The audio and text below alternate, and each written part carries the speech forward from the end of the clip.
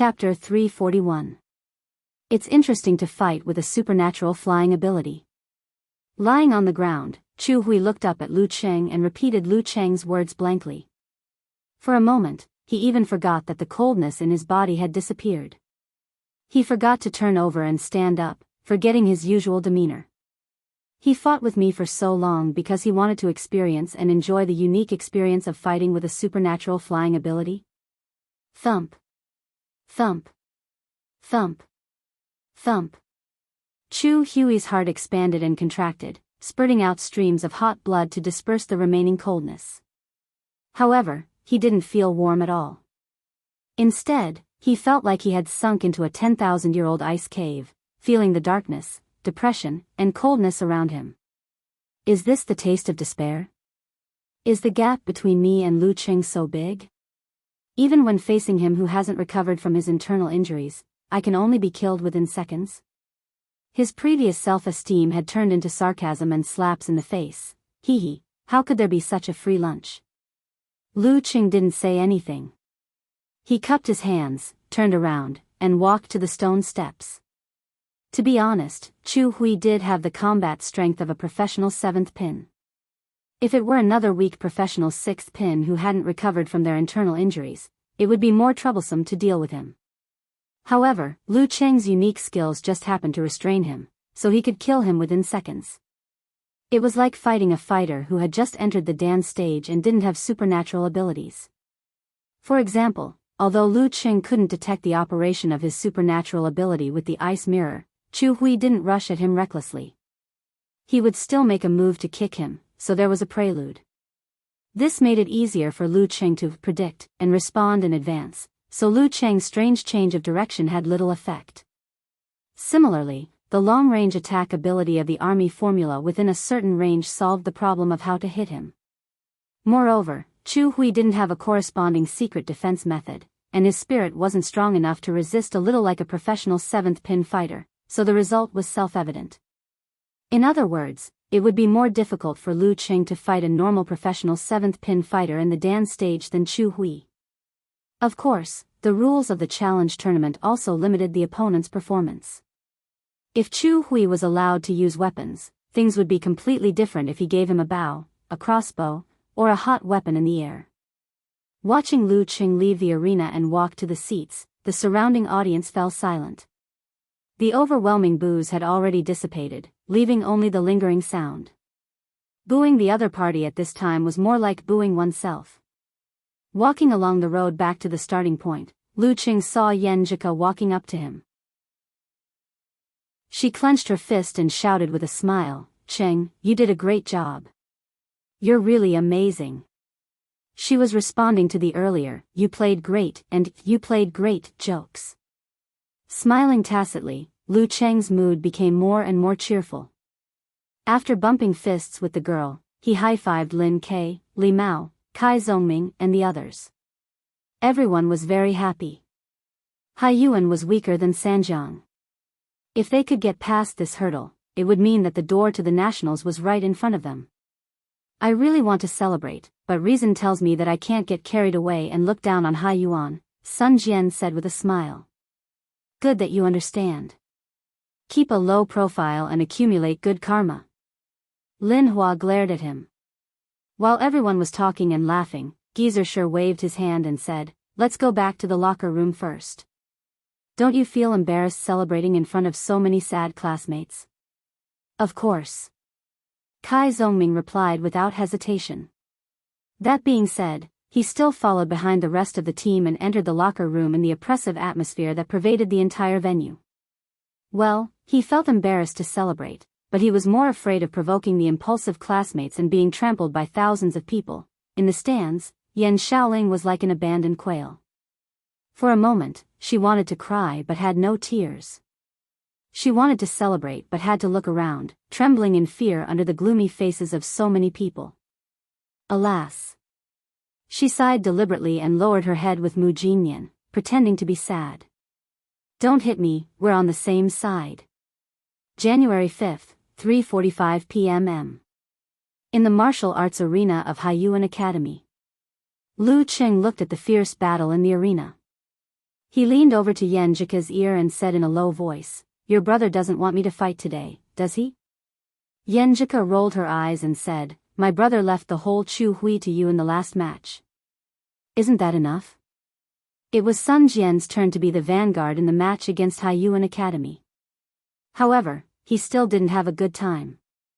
At the beginning of the match, he met Chengdu and Jin Sha, who were in the dance stage and supernatural ability, who were easily defeated. Then Lin Ke showed what he had learned. After 3 minutes of fierce battle, he defeated Chengdu with death sentence again. In the next 2 matches, he faced 2 different professional 9th pin fighters. At first, he seized the opportunity to defeat one of them with the outburst of the dance stage. Now, he was fighting hard with his exhausted body. While Lu Cheng and Yan Jika were whispering to each other, Lin Ke used mercurial balance to find his opponent's weakness. He moved his arms quickly and threw out meteor force. Bang! Lu Yaqian's blood and qi churned and rushed straight to her throat. Her internal organs seemed to be trembling violently along with her muscles and tendons. She wanted to exert strength with her arms, but no matter how hard she tried, she couldn't raise them. She could only watch as the other party's fist hovered beside her temple. The referee raised his right hand and said with the sound of dantian, "Round 4, Lin Ke wins." Final result, Songqing University Martial Arts Club wins. Lin Ke withdrew his fist and gasped for breath. The sweat on his forehead dripped down, but there was a flash of joy in his tired eyes. Lu Cheng and the others jumped up together and high-fived each other with smiles on their faces, as if they were saying, "Happy New Year," to each other during the Spring Festival. National competition, we're finally here. They didn't have the excitement and ecstasy after a hard battle, but they had a sense of certainty and beauty. After returning to Songqing and entering the campus, Kai Zhongming suddenly suggested with a smile, "Why don't we have a meal together? Celebrate?" Songqing University Martial Arts Club, which hadn't entered the national competition for many years, did have a reason to celebrate. "Sure, where should we go?" Lu Qing immediately agreed. After answering, he realized that he wasn't the one making the decision. He quickly looked at his master embarrassedly. Let's go. Of course we should celebrate. Don't forget to order a few bottles of good wine for this old man. I'll pay for it from the martial arts club." Geyser agreed with a smile. Everyone cheered and began to discuss where to have a meal. In the end, Little Ming made the final decision. "Let's go to the food stall. It's a little low class, but we can have a good celebration." After inviting Shu Rui and her shooting team, the martial arts club members went to the food stall near the old campus. They found a spacious place and ordered barbecue, dry pot, goose lips and other dishes. The table was full of food. After opening a bottle of wine for Geyser, Lu Cheng and the others poured juice and raised their glasses. Under the camera, they clinked glasses with each other and shouted their emotions in unison, "National competition! National competition!" Their voices were loud and youthful. Seeing this scene, Shu Rui couldn't help but recall the beautiful life in college. She felt sad. She really wanted to be reborn to the day when she first entered the school, to savor and enjoy the past bit by bit. Once they graduated, they would go their separate ways. Many things in the past and many friendships could never be returned. In the wanton celebration, the noisy Lu Cheng and the others at the next table were dissatisfied. A young man with a tattoo on his arm came over and shouted, "What's the noise?" "Sorry, we'll be careful." Lu Cheng blushed and apologized immediately, feeling that he and the others seemed to have violated public morality. The young man looked around and sneered, "Is it enough to just pay attention?" 7 or 8 men at their table stood up together. Lu Cheng's mouth twitched. "Then how about this?" With a flick of his wrist, he flung out a ball of crimson flames, causing it to explode in front of the tattooed young man. The flames leaped up and illuminated the other party's face. The tattooed young man was stunned and didn't know what to do. Until his companions came over and pretended to be mediators, they helped him back. Lu Cheng ignored the astonished eyes around him and took back his hand. He sat down again, picked up a beef skewer, and started to eat. We don't want to cause trouble, but we're not afraid of trouble. Cheng, this doesn't seem like your style. Yenjika leaned towards him with a smile and whispered. Why not? Lu Cheng asked, amused. Yenjika rolled her eyes, gritted her teeth, and said with a smile, I thought you would keep a low profile and crack the cement floor to scare him back. But you directly used the supernatural ability of fire to show off. That's too flamboyant. It's not like you. The one who knows me best is Ku. In fact, at the beginning, I also considered cracking the cement floor without anyone noticing. This is relatively subtle and low-key. However, after serious consideration, I gave up on this idea. Lu Cheng sighed. Yenjika blinked her eyes and asked curiously, why? Lu Cheng answered bitterly, you'll be fined if you crack the cement floor. Once bitten, twice shy. Pfft. Yenjika turned her head and almost laughed out loud. The dinner lasted until 8:00 in the evening. When everyone was full, they raised their glasses and shouted again, National competition. National competition. In the following days, Lu Cheng and Yenjika entered the busy exam season. They reviewed exams, and worked together. On the 16th of January, before they had one last exam left, another event began on time. That was the drawing of lots for the final round of the National University Martial Arts competitions. 16-strong martial arts teams in 8 divisions would fight in groups. In the office of Songqing University Martial Arts Club, a group of people gathered again. They turned on their computers and connected to the internet, waiting for the live broadcast to begin.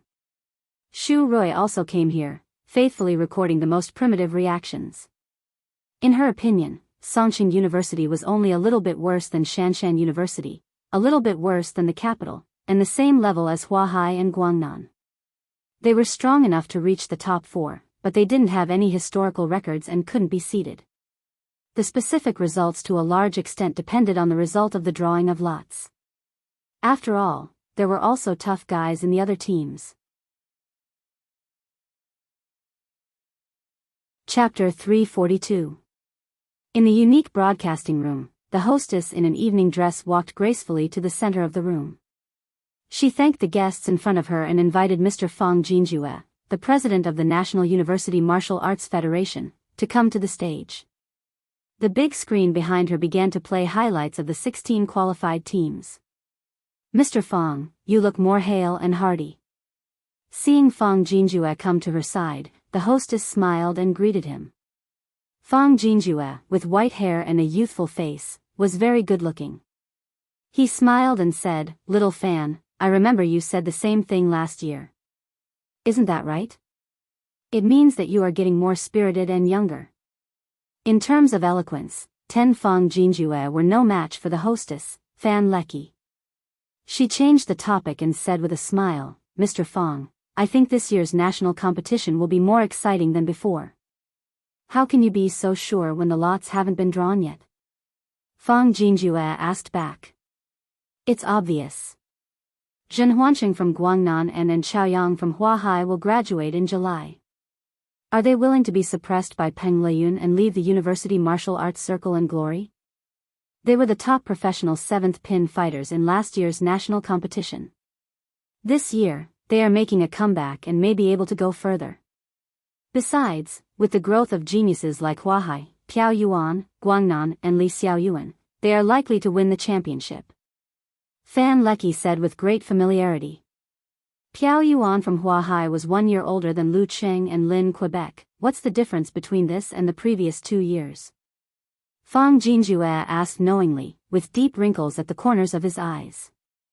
Fan Leki said with a smile, but I think the gap between them and Shanbei capital has narrowed.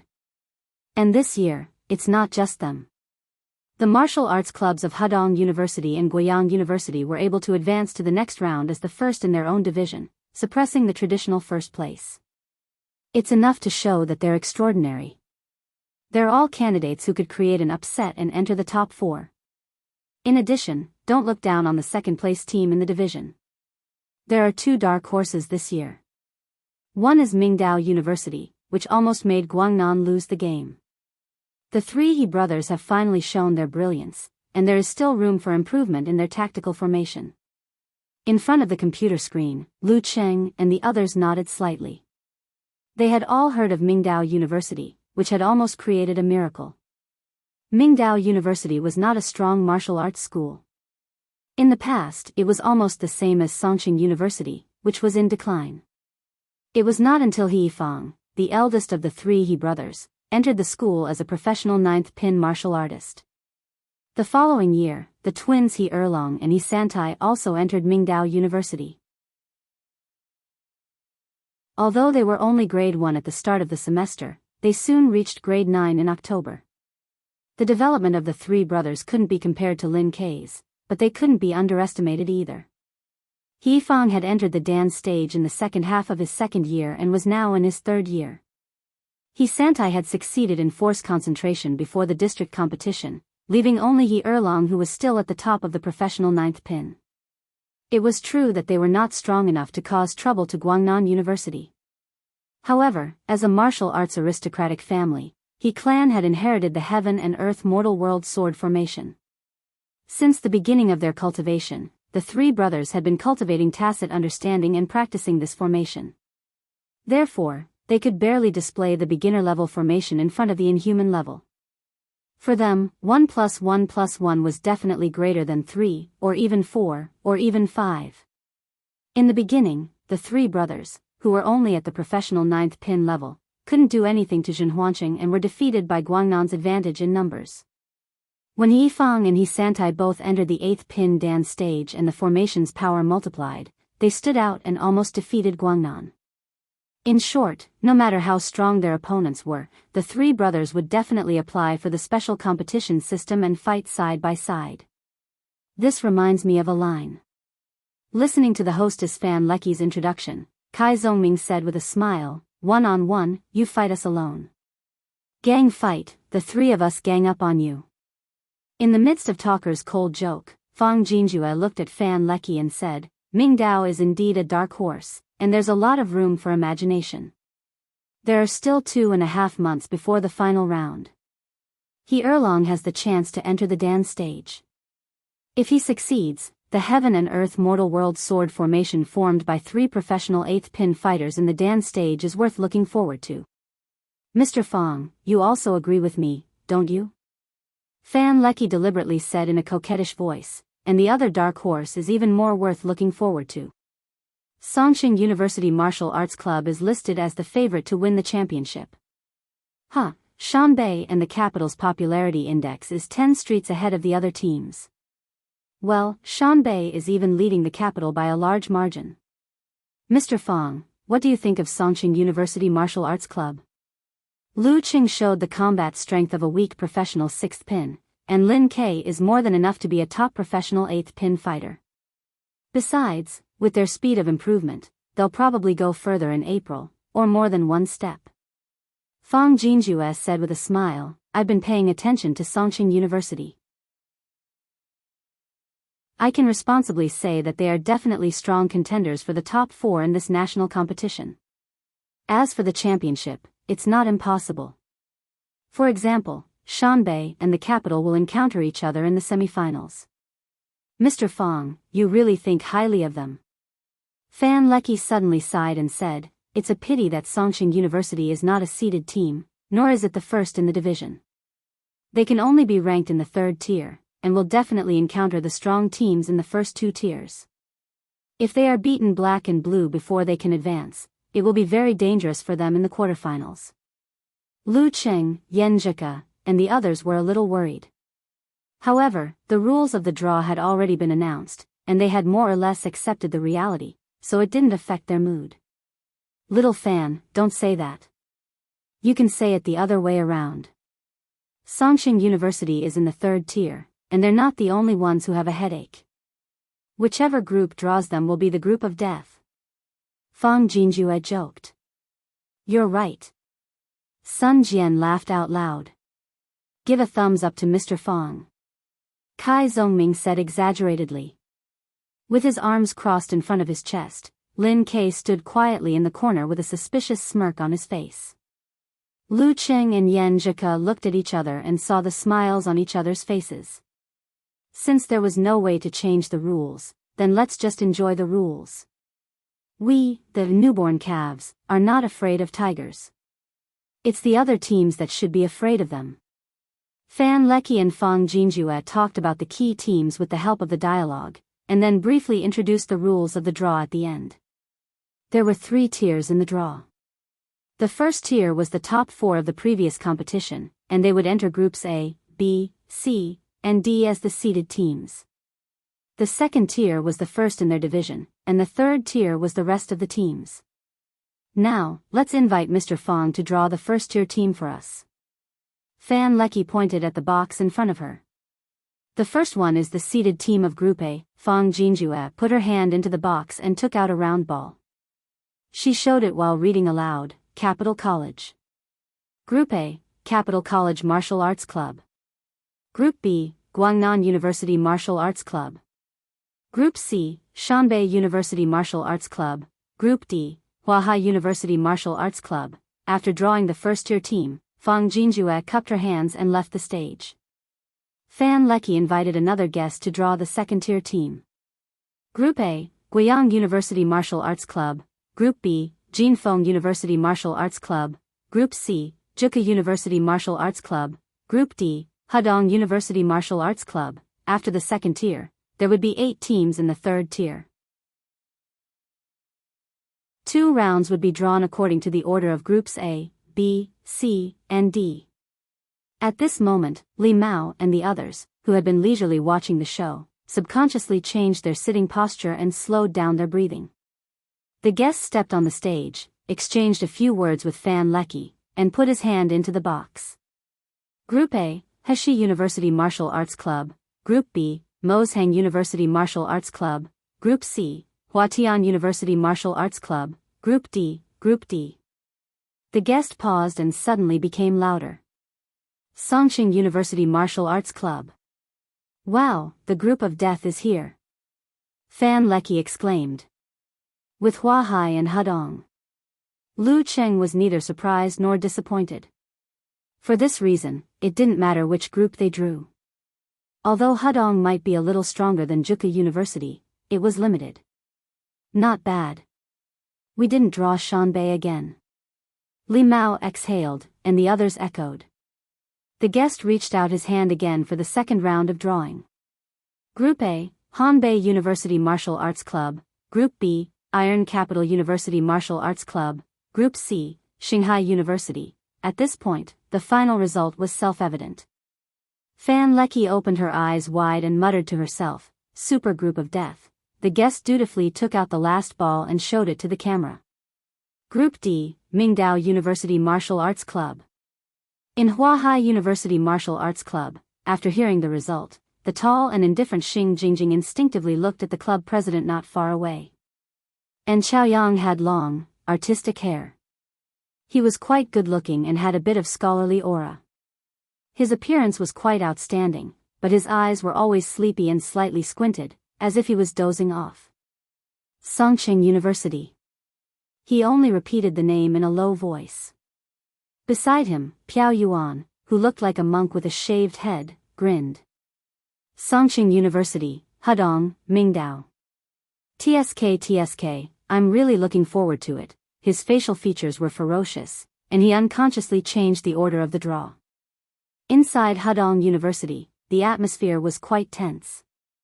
Obviously, no one had expected to draw a supergroup of death. The leader, Yu Ji, shook all the fat on his body and clenched his fist.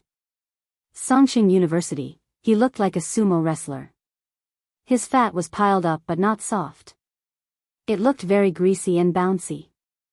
In a male dormitory of Mingdao University, He Fang and He Erlong looked at each other with a dignified expression. He Santai lowered his head and typed furiously on the screen of his mobile phone, engrossed in the game. Phew, super group of death. Sun Jian exhaled a mouthful of foul air. What are you afraid of? We've already beaten Shanbei. Do you think they're stronger than Shanbei? Lu Qing looked around and took the initiative to speak. Since Shanbei is not stronger than us, we have a chance to win. Since we have a chance to win, there's no need to feel disappointed. Anyway, it's our first time to participate in this competition. We're not afraid of losing face. Didn't we say before that there's only one word for this national competition? He paused and then shouted together with Lin Kei and Yen Jika, fight. Fight as hard as you can. After shouting the slogan, Lu Qing saw that Shu Rui was filming something else. He hurriedly held Yen Jika's hand and made eye contact with her. He didn't hide his expectation of facing a strong opponent. This April, the national competition.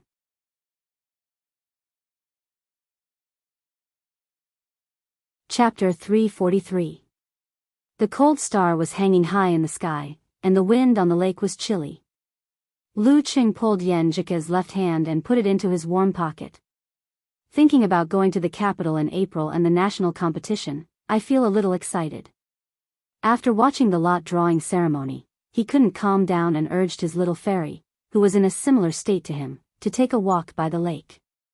There are still more than 2 months to go. No matter how excited you are today, it's useless.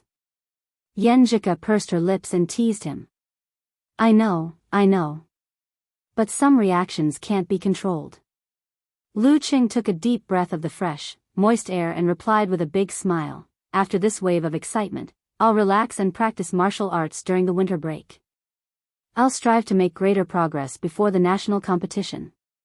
Lu Qing's body was not tired, but his mind was.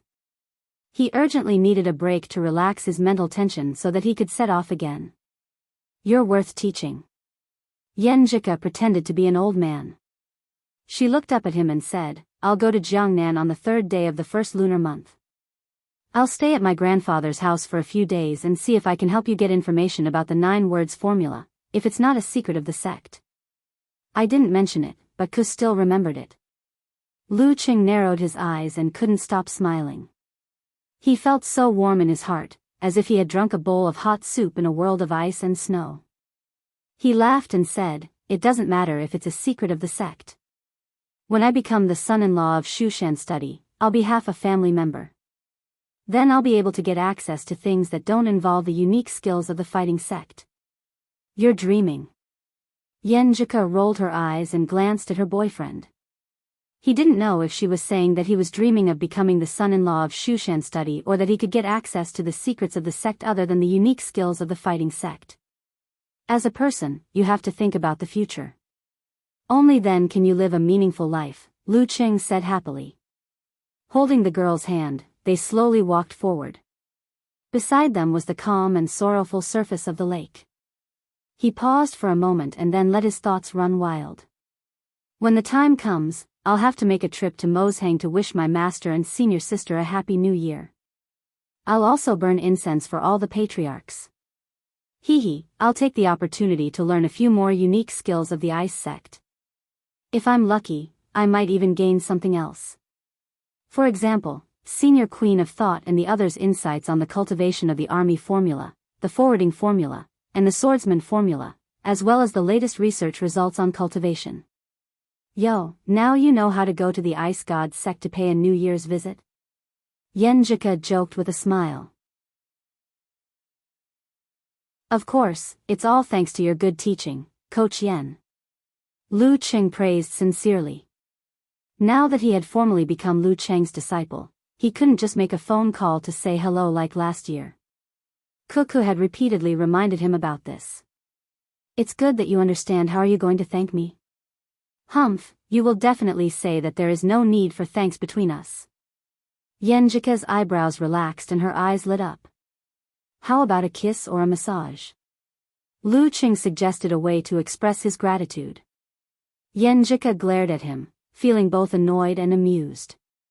Are you thanking me or taking advantage of me? How can you call it taking advantage when it's between a boyfriend and girlfriend? Lu Qing chuckled.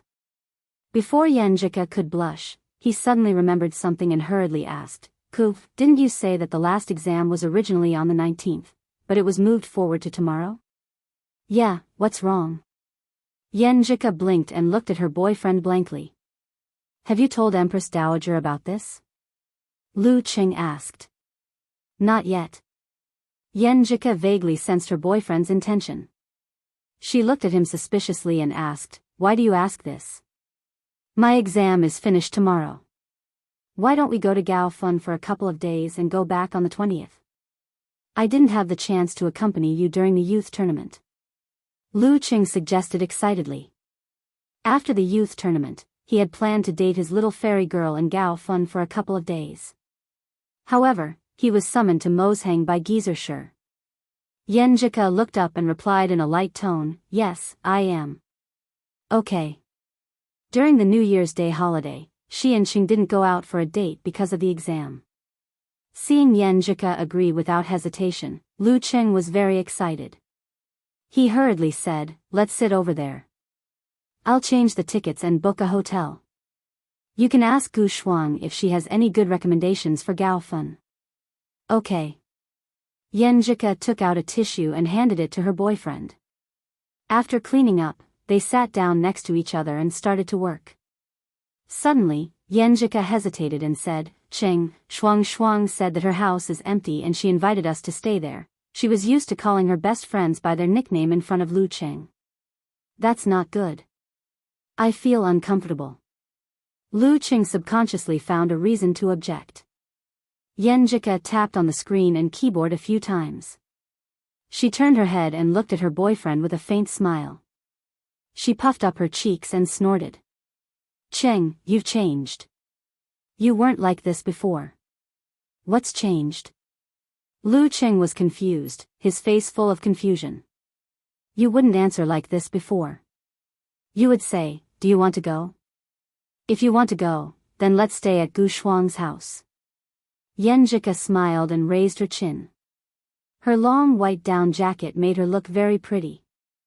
Lu Qing was almost speechless. He laughed and said, "I'm just giving you my opinion. I'm not making a decision. In the end, I still have to listen to you." Yenjika combed her long black hair that was blown by the wind and snorted. "I think you have a ghost in your heart." For some reason, when she said, "have a ghost in my heart," she suddenly blushed. She pretended to look to the side and changed the topic. "Actually, I'm so stupid. Why did I ask Shuang what good recommendations there are in Gaofeng? Why? She doesn't know these? That's impossible." Lu Qing blurted out in surprise. "That's not it. Think about it. If I told her that I was going to Gaofeng with you instead of sleeping in her house, what would she think? She would definitely think the wrong way. How embarrassing." Yenjika pouted and explained with slight annoyance. A girl's mind is really full of twists and turns. Lu Qing thought for a while and said, "Why don't you sleep in her house and I'll stay in a hotel outside? Or tell her that your period is here?" According to Yenjika's recent cycle, it would be tomorrow. Yenjika pursed her lips and tilted her head. She suddenly burst into laughter, as if hundreds of flowers were blooming in front of Lu Qing. Her eyes were gentle and her dimples were enchanting. "I've already told Shuang that. Already told Gu Shuang about my period?" Lu Qing's mouth was half open. He was both angry and amused. "I was almost tricked by Yenjika again, humph. You asked me to ask her. You made me laugh so much," Yenjika said with a red face. "That little girl Gu Shuang actually asked me to take precautions and asked me when I had sex with Cheng." Without waiting for an answer, she said, Shuang said she would treat us to a meal at a club. The dishes there are in the top 3 in Gaofeng." "Okay." Lu Qing agreed easily. He handed the phone to the girl and said, 2 rooms with big beds, Ming Chi International Hotel." He had a good impression of this 5-star hotel. "Let's share a room." Yenjika hesitated for a while and then blushed when she saw Lu Cheng's surprised eyes. She turned her head and said, "You will definitely use the excuse of rubbing my belly to squeeze into a room, won't you? Won't you?" Yes. I'll definitely do that." Lu Qing smiled and gave her a way out. Of course, he did think so. If you want to squeeze into one room, it's a waste to book 2 rooms. Yenjika had an expression of, I was right, wasn't I? But she was biting her lips lightly and looking at the night sky with a bright moon and few stars. After the exam on the 17th, Lu Cheng had a lunch with Zhao Chang, Kai Zongming, Qiu Zhigao and others. In the afternoon, he and Yenjika set off on their journey back to Xing province. But their destination was not Shoshan, but Gaofen. They arrived at 7 p.m. and met Gu Shuang, who was dressed fashionably in black. They went to the private club near Weiyang Park in Gaofen with her. The clubhouse was luxuriously decorated and illuminated by bright lights. The style of the clubhouse exuded the word luxury. Nouveau riche style. Yenjika commented in Lu Cheng's ear in a low voice. As long as the dishes are good. Lu Cheng smiled back. Gu Shuang, who was watching them from the side, said in annoyance, Can you two stop showing off your love every second? You have to understand the feelings of a lovelorn child. In front of her was a waiter who led the way. Lovelorn? You dumped him, didn't you? How many times have you dumped him? Yenjika teased her best friend. At this time, Lu Cheng noticed that many of the guests passing by were martial artists with vigorous qi and blood. Some of them were even introverted. They were in groups of 3 to 5 and seemed to know each other. After passing through the hall, they went somewhere.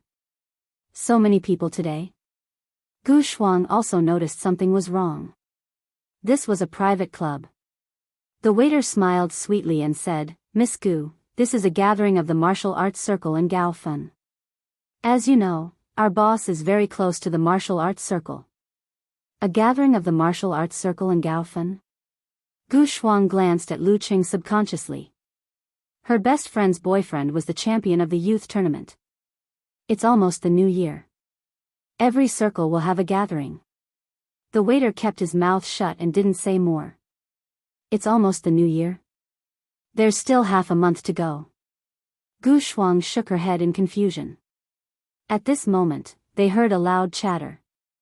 Looking back, they saw a group of martial artists coming in from the entrance of the club. They were surrounding an exceptionally handsome young man and were talking about something. This young man was no stranger to Lu Cheng. He was Zhang Zhutong of the Divine Fire Club. Oh, it's a small world. Lu Cheng couldn't help but laugh secretly. This scene was very similar to the first time he met Zhang Zhu. Both of them were watching from the perspective of a bystander. However, that was then, and this was now. His mentality and feelings were completely different from the last time he met Zhang Zhu. Zhang Zhutong listened to the people around him with a smile on his face. Occasionally, he would turn his head and say a few words. Suddenly, he seemed to have sensed something and turned his head subconsciously. He was surprised to see a familiar face and the figure he couldn't forget standing quietly in the dim light. Facing his gaze, Lu Cheng smiled slightly and nodded.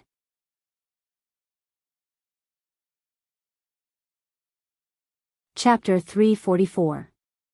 Lu Cheng nodded and turned around leisurely. He held Yenjika's hand and continued to follow the waiter. Lu Cheng didn't know much about the martial arts circle in Gaofen, so he didn't need to greet them or delay the late dinner. Brother Zhutong, what are you looking at? Beside Zhang Zhutong, a pretty girl with flat bangs asked curiously. She moved her head closer and followed Zhang Zhutong's line of sight. However, all she saw was a couple holding hands and disappearing around the corner. Apart from the girl's beautiful back, there was nothing special about her. No, nothing. Zhang Zhutong withdrew his gaze and gave a negative answer subconsciously. The others didn't care about this little episode.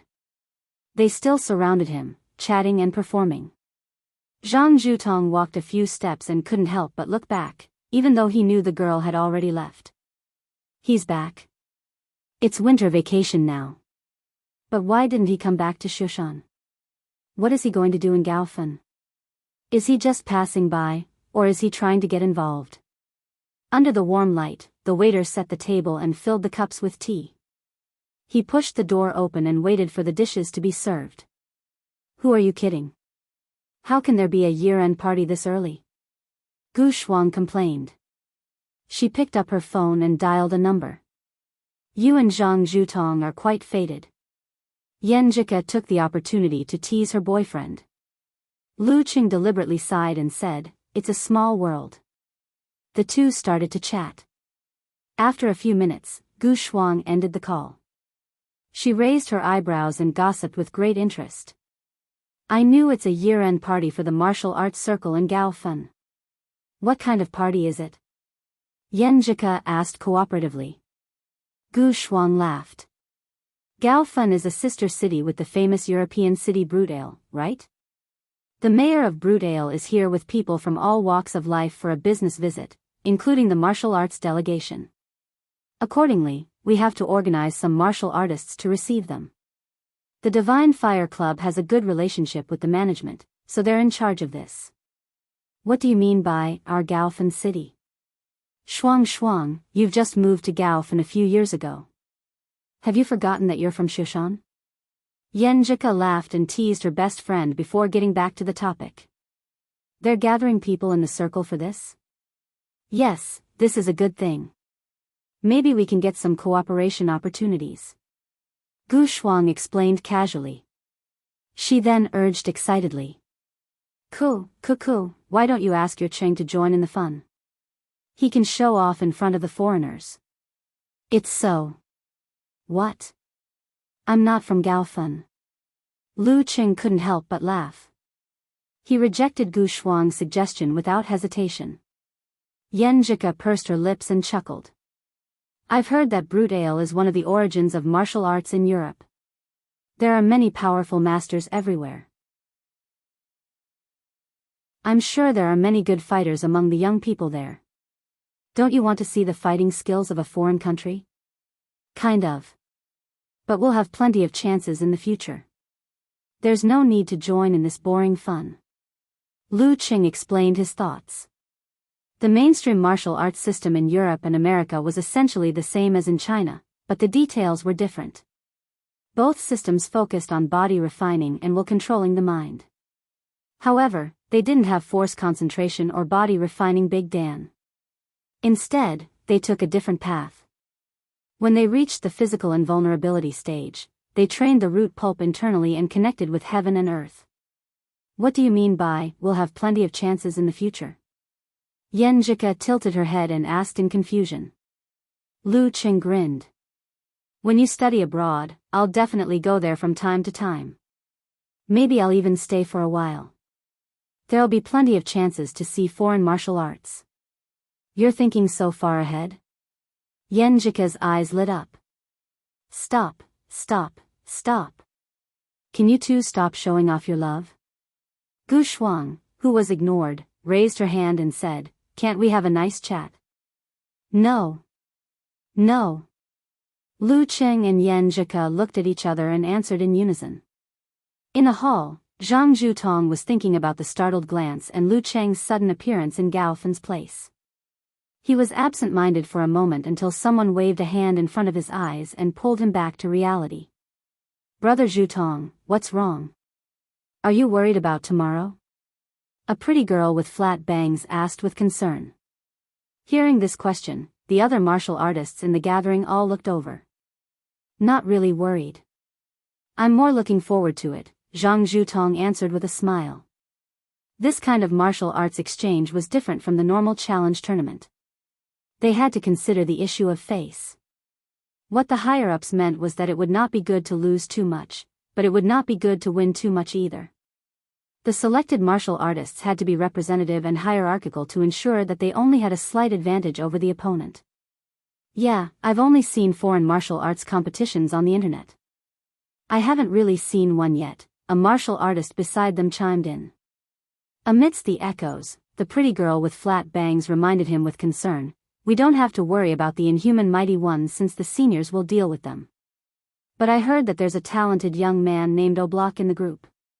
He's only 20 years old, but he's already as strong as a top professional 7th pin or a weaker professional 6th pin fighter. The evaluation system abroad was different from that in China, so it was impossible to compare them directly by rank. After losing to Lu Qing, Zhang Zhutong had been enduring hardships for half a year. He had made great progress in his martial arts and was considered to be one of the best in the 7th pin. However, after watching the battle between Lu Cheng and Peng Liyun, he was shocked again. It took him 2 or 3 weeks to recover. When he confidently called for a gathering in the martial arts circle to welcome the Broodale delegation, he met Lu Cheng unexpectedly. His confidence was shaken. "I'll try my best. There's still a chance to win. Even if I lose, I won't lose too badly," Zhang Zhutong answered carefully. While they were discussing the details of the next day, in another room, Lu Cheng and Yan Zhika were tasting the top 3 dishes in Xing province that Gu Shuang had mentioned. They felt that Lu Cheng lived up to his reputation. They ate so much that they couldn't wait to finish everything. For example, the Kung Pao chicken. The meat was tender but not rigid. It was smooth and fragrant. After eating and drinking, they were driven back to the hotel by Gu Shuang and checked in. It was already dark. Lu Cheng and Yan Zhika opened the door and turned on the lights, hand in hand. This was the first time they had slept in the same bed without another room as a cover. It was the first time they had slept in the same bed. The light was dim and the warmth was overflowing. They felt like a couple returning home together. Nowadays, the lights in hotels are getting dimmer and dimmer. "You can't save electricity like this," Lu Cheng exclaimed. Yan Zhika was about to say something when her expression changed slightly. She lowered her eyes and looked a little pained. "You're on your period?" Lu Cheng asked with concern. "Yes." Yan Zhika was used to discussing this kind of thing with her boyfriend. "I'll go change my clothes, brush my teeth and wash my face first." "Okay, I'll wash the pot first and make you some brown sugar ginger tea." Lu Cheng's hands and feet quickly got busy. After Yan Zhika finished the tea, got into bed and curled up on her side, he quickly brushed his teeth, took a shower, changed into his pajamas, and lay down beside her. He put his hand over her thin clothes, slid a little into her pants and pressed it against her lower abdomen. "You're quite self-aware." Yan Zhika praised him with a smile. She didn't feel any pain. Before her voice died away, she suddenly exclaimed, "Cheng, why is your hand so warm?" "Hee hee. This is the breakthrough of my power of blaze. Ever since its second awakening, I've been tempering and controlling it. I want it to be used in daily life like the Frost's supernatural ability. Well, after a few months of hard work, I finally succeeded. How does it feel?" "Yeah," said Lu Cheng proudly, showing off. "It's meaningless to have a supernatural power without a domestic version." 32 likes. Yan Zhika slightly pursed her lips, with a faint smile on her face. Her voice became very soft. "Cheng, where are we going to play tomorrow?" Lu Cheng was in a good mood after being praised. He smiled and said, "2 plans. First, we'll go to the wildlife park in the north of the city. Second, we'll take bus number 7, number 19, number 35, number 56, and number 79 to relax and wander through the most unique streets of Gaofan. We'll try the various delicacies along the way and slowly savor this city." "I choose the second plan," Yan Zhika said without hesitation. "It sounds fun, I knew it." Lu Cheng's heart was full of tacit understanding. While chatting and warming, Yan Zhika slowly fell asleep. Her brows were knitted sometimes, as if she was enduring the pain in her dream. Lu Cheng tenderly reached out and smoothed her brows. As the night grew darker, he propped himself up and kissed her on the corner of her mouth. "Good night, my dear." Her delicate body fell into his arms, without any lust. The next morning, Lu Cheng woke up on time. Looking at the dark sky outside the window, he felt the girl's body curled up in his arms. Breathing in the warm fragrance that pervaded the air, he only felt his heart was calm and peaceful, filled with joy. He hugged Yan Zhika tightly and suddenly saw her wake up. He heard her ask in confusion, "What time is it?" 5:30. "You go back to sleep. I'm going to do my morning exercise. I'll bring you breakfast when I come back." Lu Cheng replied softly. Yan Zhika retreated a little reluctantly. Suddenly, she was stopped by something hard. Her body was slightly stiff. Lu Qing smiled embarrassedly and said, "Some reactions can't be controlled just because you know it. As long as you're healthy, you'll be like this in the morning, not to mention when you have a little fairy sleeping beside you." He repeated what he said the day before. "I feel that you guys are so weird." Yenjika softened her body and muttered. She struggled to get up and said, "I'm going to do my morning exercise too.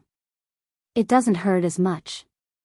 Just as they were kissing and saying good morning to each other, the delegation from the famous European city of Brutale arrived at the airport in Gaofeng.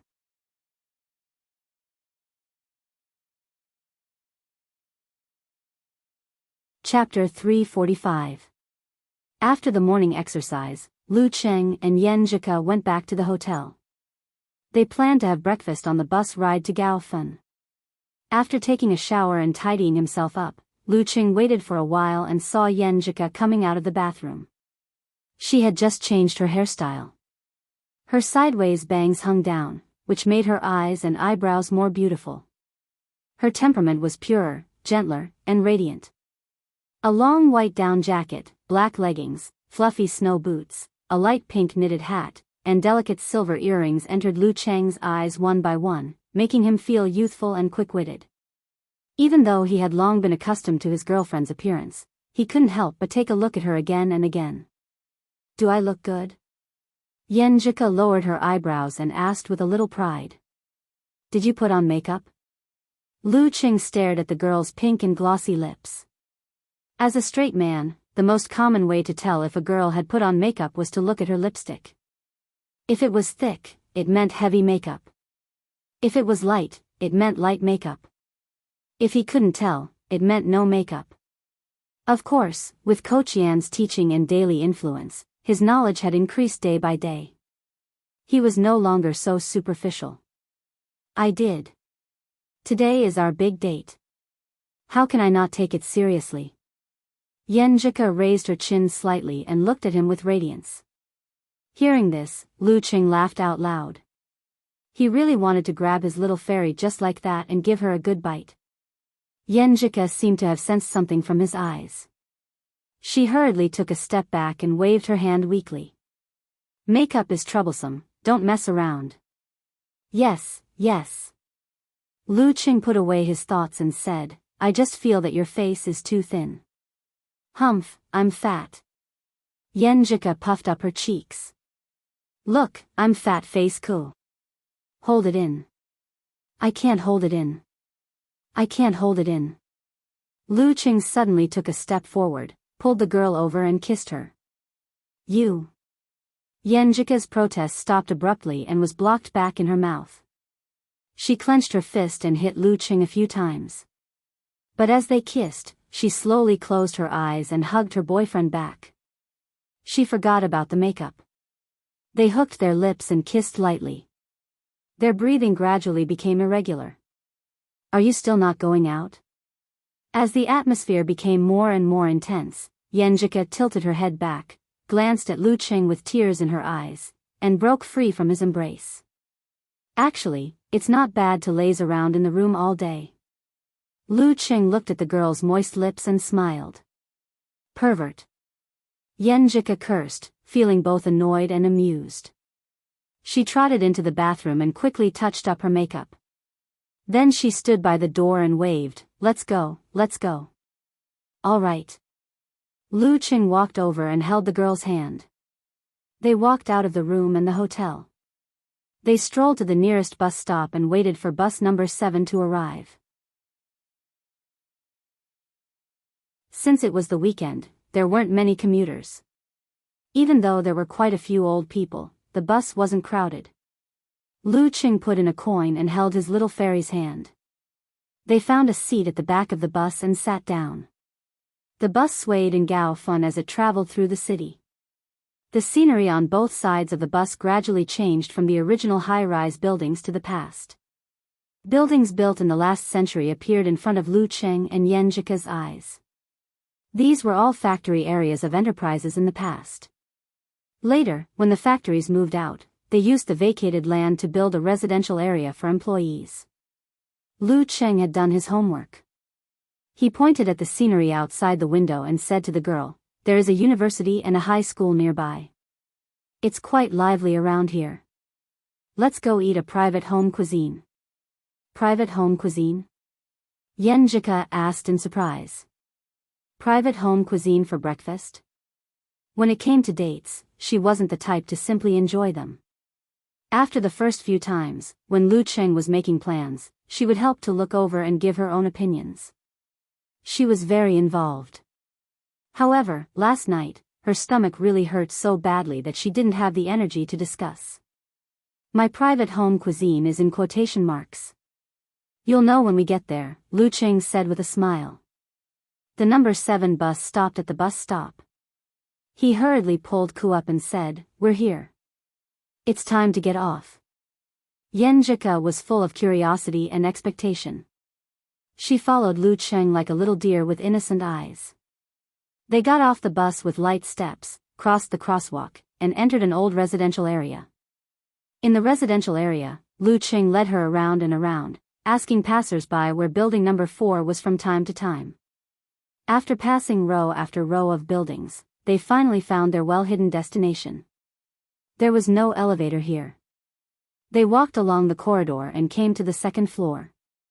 They saw the door on the left open and smelled the alluring aroma from inside. Noodle house? Yenjika sniffed and breathed in the smell in the air. Yes. This old lady used to be the chef of Gaoyun Noodle House. She retired and moved here with her husband. Under the encouragement of her children, she bought the house opposite and started a noodle house without a signboard. Well, there are many similar places in the surrounding residential areas, mainly for students and teachers who don't like to eat in the cafeteria. It's impossible to find it without a familiar guide. Lu Cheng introduced the private home cuisine in front of them. Gaoyun Noodle House was a time-honored restaurant in Gaofen. It was the kind of restaurant that was recommended by tourists. Unfortunately, it got worse and worse. The locals didn't like to go there anymore. Only tourists could coax them. Yenjika opened her eyes wide and blurted out, "How did you find it?" Shuang didn't mention it yesterday. When I was making a guide, I saw someone mention it on the internet. I remembered Fatty Jiang said that Huang Cheng was studying in the nearby University of Technology. So I found his QQ and asked for details. Lu Cheng answered with a little complacency, "The old lady has a weird temper. Not only does she not please the customers, but she also gives them a hard time. She will give you the order of special dishes, noodles, and soup. If you don't follow her order, she will be very unhappy. The weirder her temper, the better the business." Yenjika bit her lower lip and smiled.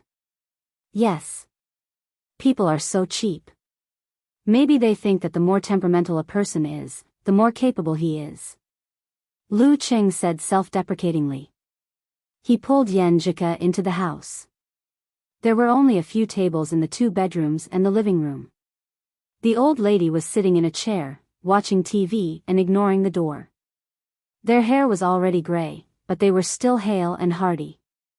Because breakfast time was different, Lu Cheng and Yenjika didn't wait. They each ordered 2 bowls of noodles and 10 dumplings.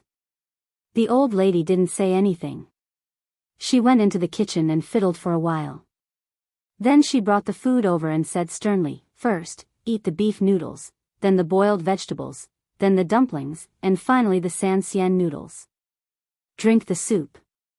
There's really an order," Yenjika said in a low voice when the old lady returned to her seat. The two started to eat with great interest. They ate step by step according to the order and felt that it was really good. Especially after the beef noodles, the boiled vegetables were really refreshing and sweet. Lu Cheng came in high spirits and left satisfied. He looked at his phone, looking for the bus stop of Route 19. At this time, Yenjika's eyes turned up. After thinking for a few seconds, she suggested excitedly, "Cheng, why don't we not follow the guide? I feel that you will be very tired." "How can we do it if we don't follow the guide?" Lu Cheng asked in confusion. Yenjika smiled like a flower and said, "Let's be casual. We'll get on whichever bus we see." We'll get off wherever we see. Anyway, we don't need to think in advance. We don't need to care about the result. We'll just do whatever we want and see where we end up. Is this a fateful tour? Lu Cheng was excited. He didn't object, and it was impossible for him to object. It seemed to be quite interesting. The two of them walked out of the neighborhood and stopped at a random signboard. They waited for a bus that they didn't know which route it was. After getting on the bus, they continued to sit in the back row, hand in hand, looking at the street outside as they retreated. They talked leisurely and chatted. When they felt like it, they would casually find a bus stop and walk around nearby. Then, by fate, they would board the first bus stop they saw at the first bus stop they saw. They didn't think about where they would end up in the end, nor did they think about the purpose of the next stop or what they would eat later. They let go of their minds and wandered around leisurely, coming and going slowly. From time to time, they would put their heads together and take a selfie. The commercial district, a park, a bridge by the river, a Buddhist temple. Unconsciously, they wandered around a lot of places and decided to have lunch at the next restaurant they saw. Lu Cheng and Yan Jika passed through the alley and came to the main street. They saw a cafe at the same time. Cafe? Do you want to eat there? Lu Cheng asked with a smile. Why not? There's food in the cafe. Yan Jika answered with a relaxed body and mind. The cafe's business was quite bad, and the environment was not bad. Lu Cheng and Yan Jika ordered a lot of food and ate happily. They were surprised to find that the quality was quite good. When Lu Cheng was paying the bill, Yan Jika put her hands on the glass counter and casually asked the proprietress, "Your family is doing well. Why is your business so average?" The proprietress was a very charming lady. She smiled bitterly and said, "I don't know. Maybe the residents here don't like the Western style. Do you live nearby?" "No." Yan Jika answered in a light tone. "Then are you here for business?" The proprietress had plenty of time to chat because the business was bad. "No, we're just passing by," Yan Jika said with a smile. "Okay." The proprietress confirmed that Lu Cheng had paid the bill and asked casually, "Just passing by. Where are you going?" "Where are we going?" Lu Cheng and Yan Jika were stunned for a moment. Then they turned their heads and looked at each other. "We don't know." After saying this, the two of them held hands and turned to walk to the door. "Where are we going?" The proprietress was at a loss, watching their backs disappear into the street outside.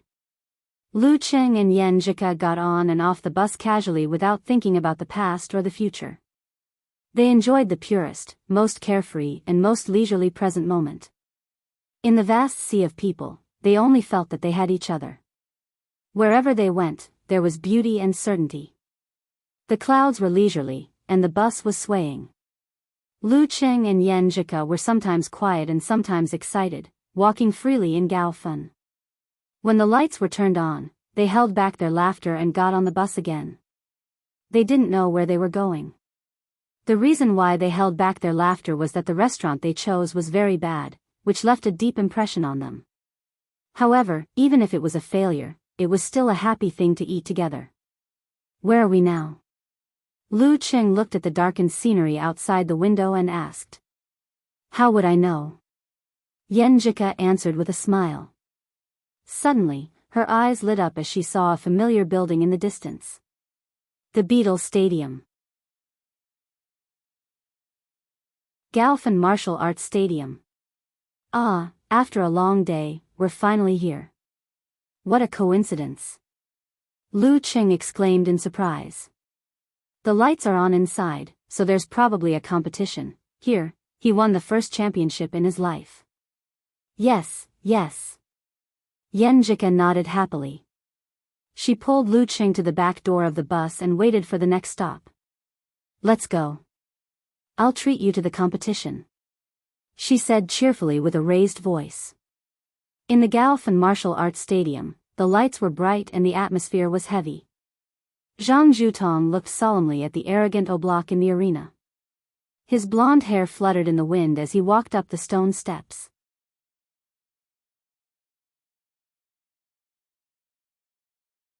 Chapter 346. So annoying. It's not open to the public. Yenjika pouted as she tried to buy a ticket but failed. Lu Qing glanced at the gate guarded by security guards and encouraged her with a smile. Do you want me to lead you to do something bad? Find a place to crawl in? What kind of competition is not open to the public? No, I'm a law-abiding good kid. Yenjika had come here on a whim. Seeing that she couldn't enter to watch the competition, she gave up the idea. She rolled her eyes and said, there is a dessert shop here that is very good. Shuang and I have tried it. Their feng shui is very good. Come on, let me take you there. Lu Qing said without thinking, you can't eat cold food during your period, right? I can watch you eat it. Yenjika raised her chin with a smile. And there's cake and stuff. All right then. Lead the way, big sister. Lu Qing had forgotten his original purpose and said with a smile on his face. Today was a casual day. Follow your heart and follow your fate. O Block wins. O Block wins. O Block wins. Similar words echoed in the stadium again and again, making the selected audience more and more depressed. However, they still had to pluck up their spirits and cheer for their opponent in line with the friendship between the two cities. Zhang Zhutong's body was still trembling, and his face was pale. It seemed that he had not only consumed a lot of energy, but also suffered a certain injury. He broke free from the nightmare of failure and glanced at the rostrum. Governor Luo Zhong, Mayor Chao Jincheng, and the others looked gloomier than the other. Zhang Zhutong's heart sank. He could only hope that the other fighters could defeat their strong opponents and save his face. Even if he couldn't win, he couldn't lose miserably. However, he also knew that the possibility of his wish coming true was very slim. It was all O Block's fault for not following the rules. He actually fought 3 matches in a row. Not only did he defeat Han Jifei and Qiu Shan, but after a long battle, he even managed to injure himself with a single move. Originally, it was supposed to be a different fighter after each match. Now that the strongest fighters on his side had failed, the Gaofen martial arts group would have to face the following fighters from Brudale.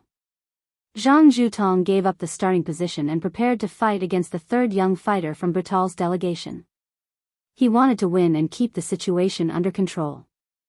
However, he encountered an unreasonable guy. The most likely possibility was that all the young fighters on his side would be defeated. Zhang Zhutong thought bitterly. O Block actually had a freakish physical strength that exceeded his own level of physical strength. Below the inhuman stage, abnormal physical strength is too advantageous. Another martial artist beside him sighed. Hearing this, Zhang Zhutong wanted to respond with a polite smile, but no matter how hard he tried, he could not squeeze out a smile. Is it delicious? Yenjika rested her chin on one hand and looked at Lu Qing with sparkling eyes. Lu Qing unhurriedly scooped a spoonful of Snow White and put it in his mouth. He savored it for a few seconds before saying, "It's delicious. It smells like milk powder when I was a kid. But this one is cold and tastes better. I've appraised it. It's not bad." Yenjika smiled proudly. She poked a piece of cake with her spoon and ate it slowly. Both of them hadn't eaten enough because of the terrible dinner, but now they had a good appetite. Outside the window, the city lights were shining brightly, reflecting their shadows on the glass. The night was getting darker. At the gate of the Beetle Stadium, the security guards made way for them. Governor Luo Zhong, Mayor Chao Jincheng of Gaofen, and others accompanied Mayor Brudale Dawkins and his entourage out. They chatted politely as they waited for the vehicles to approach. At the edge of the delegation, the tall O Block stretched his arms and legs and looked around casually. His blonde hair shone brilliantly under the light, just like the magnificent view of the sea at sunrise. Coupled with his handsome facial features and aggressive fighting style, he was widely known as the Son of the Sun. The young martial artists of Gaofen are mediocre, said the black-haired Charles beside O Block in the Brudale language. O Block replied with a smile, "I heard that this is only the second-class city in China." He was implying that he agreed with Charles's assessment. "I'm disappointed. The brown-haired Johnny spread his hands. To be honest, I feel the same way. After 3 rounds, it's still not enough. In Chinese, it's like. Oblak flexed his arms and said in a foreign language, enough. Not. Enough. Not. Enough. The translator beside them listened awkwardly. He didn't know what to say, so he just maintained a professional smile. Not far away, Zhang Zhutong watched them talk arrogantly. Although he didn't understand what they were saying, he could still feel the contempt in their words. His mood became even more gloomy and depressed. He glanced at the governor Luo Zhong and the mayor of Gaofeng, Chao Jincheng. They were both forcing smiles. It's getting late. Let's go. There won't be any more buses. Lu Qing pointed at the night sky outside. Yan Jika followed his movement and looked around. She nodded lightly and said, okay. Today's random trip started with the bus. Of course, both of them wanted to end with the bus. After paying the bill with their phones, they pushed the door open and felt the chill of the winter night. Their spirits were instantly refreshed. Walking along the edge of the stadium, they strolled slowly to the bus stop in front of them. They only glanced at the hustle and bustle at the gate. Yan Jika was in a good mood. She waved her hands and skipped along. Lu Qing followed her at a steady pace. What a beautiful day. The girl suddenly paused and looked up at the faint stars in the sky covered by the light. She closed her eyes and praised as if she was sleep-talking. The smile on her face was faint but didn't fade away. I think so too. Lu Qing held her hand. Yan Jika opened her eyes and said as if she hadn't had enough. It would be perfect if there was a firework ending at the end. Don't buy it. I mean, it's up to fate. Lu Qing thought for a while and chuckled. He suddenly pulled back his hand and pointed behind the girl. Look, there it is. Yan Jika was surprised and happy. She turned around abruptly and looked behind her. However, the night sky was still and the lights were quiet. There were no fireworks. She was stunned. When she was about to speak, she suddenly saw a ball of crystal white light fly into the air. Then, a red and violent fireball chased after it. Bang! The cold light exploded first and ice crystals fell. Bang! The flame exploded and shone on the ice crystals, making them reflect the clear light. In the air, the fireworks bloomed. The flowing light was dreamy and beautiful, illuminating the faces of Lu Qing and Yan Jika. See? Tonight's ending fireworks? Lu Qing laughed. Yan Jika's astonishment turned into surprise. The fireworks reflected in her eyes were so beautiful that people didn't dare to look directly at them. She bit her pink lips with her pearly white teeth and said with sparkling eyes, Qing, what should I do? I want to kiss you. The fireworks attracted the attention of the crowd at the gate. Oblak was stunned for a moment. Then, his face lit up with joy. Superpower, a good superpower. He looked at the corner of the square not far away and saw Lu Qing and Yan Jika, who were dating. His eyes flashed and he said excitedly, I'll find that superpower user and spar with him. Just as well, I haven't had enough fun before. Thump, thump, thump. He strode forward and dashed towards Lu Qing at an extremely fast speed. The translator in the suit was shocked and stood there dumbfounded. He didn't know whether to follow or what. Oblak's teacher, the leader of the martial arts delegation, Mason Walker, shook his head and laughed. He instructed Janice beside him, you go be the referee. Don't let Oblak hurt his opponent. This would affect the friendship between the two cities. The bear-like Janice didn't dare to delay. He stretched his long legs and chased after Oblak. Charles, Johnny, and the others followed with great interest, intending to watch from the sidelines. That superpower user was just trying to please his girlfriend on a date, and Oblak had set his sights on him. What bad luck.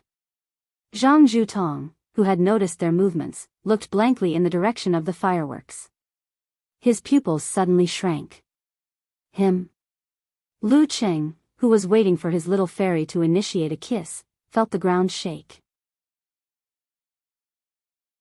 He instinctively stepped forward and shielded Yen Jika behind him. He saw a young blonde, blue-eyed foreign man running towards him with heavy footsteps. He felt several explosive points exploding on his wrists, arms, and torso. These explosive points seemed to connect into a strange tree. Strong, very strong.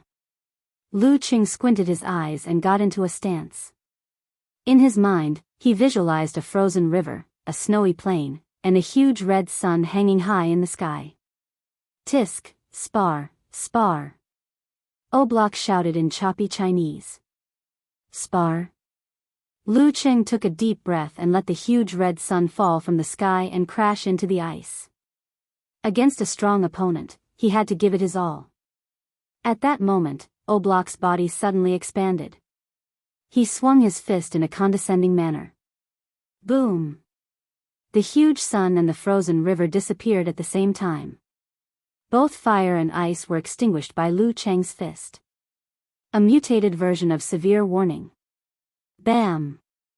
Lu Qing blocked Oblak's hammer strike with a punch.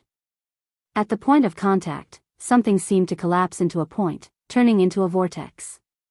It stuck to Oblak's fist and neutralized the terrifying force. Boom! The vortex exploded, shooting out violent energy and infusing it into Oblak's body. Thud, thud, thud. Oblak took 3 steps back and fell limply in front of the referee, Janice.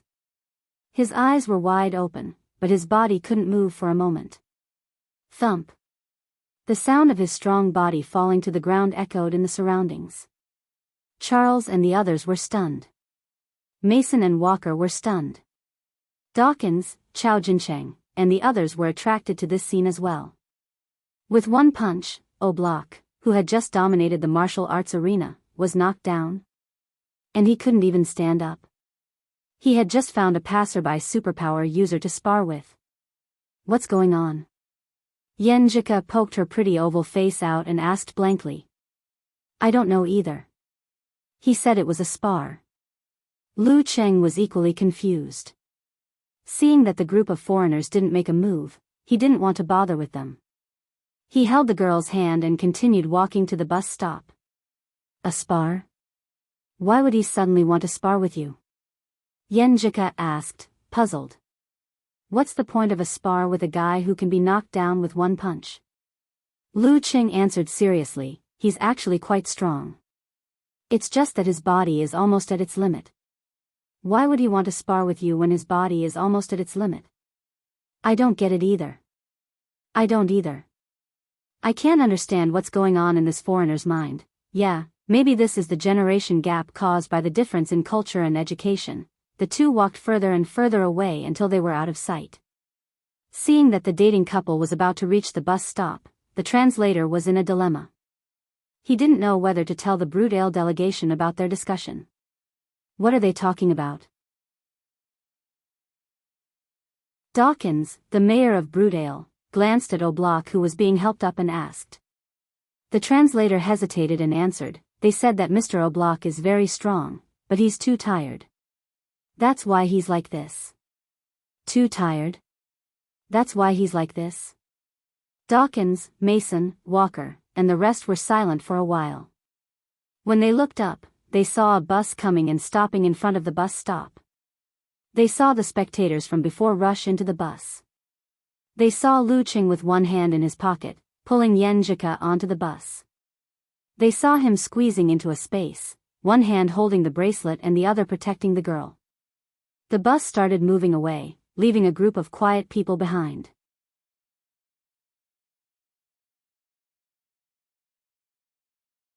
Chapter 347. The cold wind whistled past. Dawkins shivered and broke free from the indescribable feeling. He turned to look at Chao Jincheng, the mayor of Gaofen City. Chao Jincheng didn't show any abnormality. His expression relaxed as he smiled faintly. Young people nowadays, those who are capable are all very strong. They don't like to participate in social events like ours.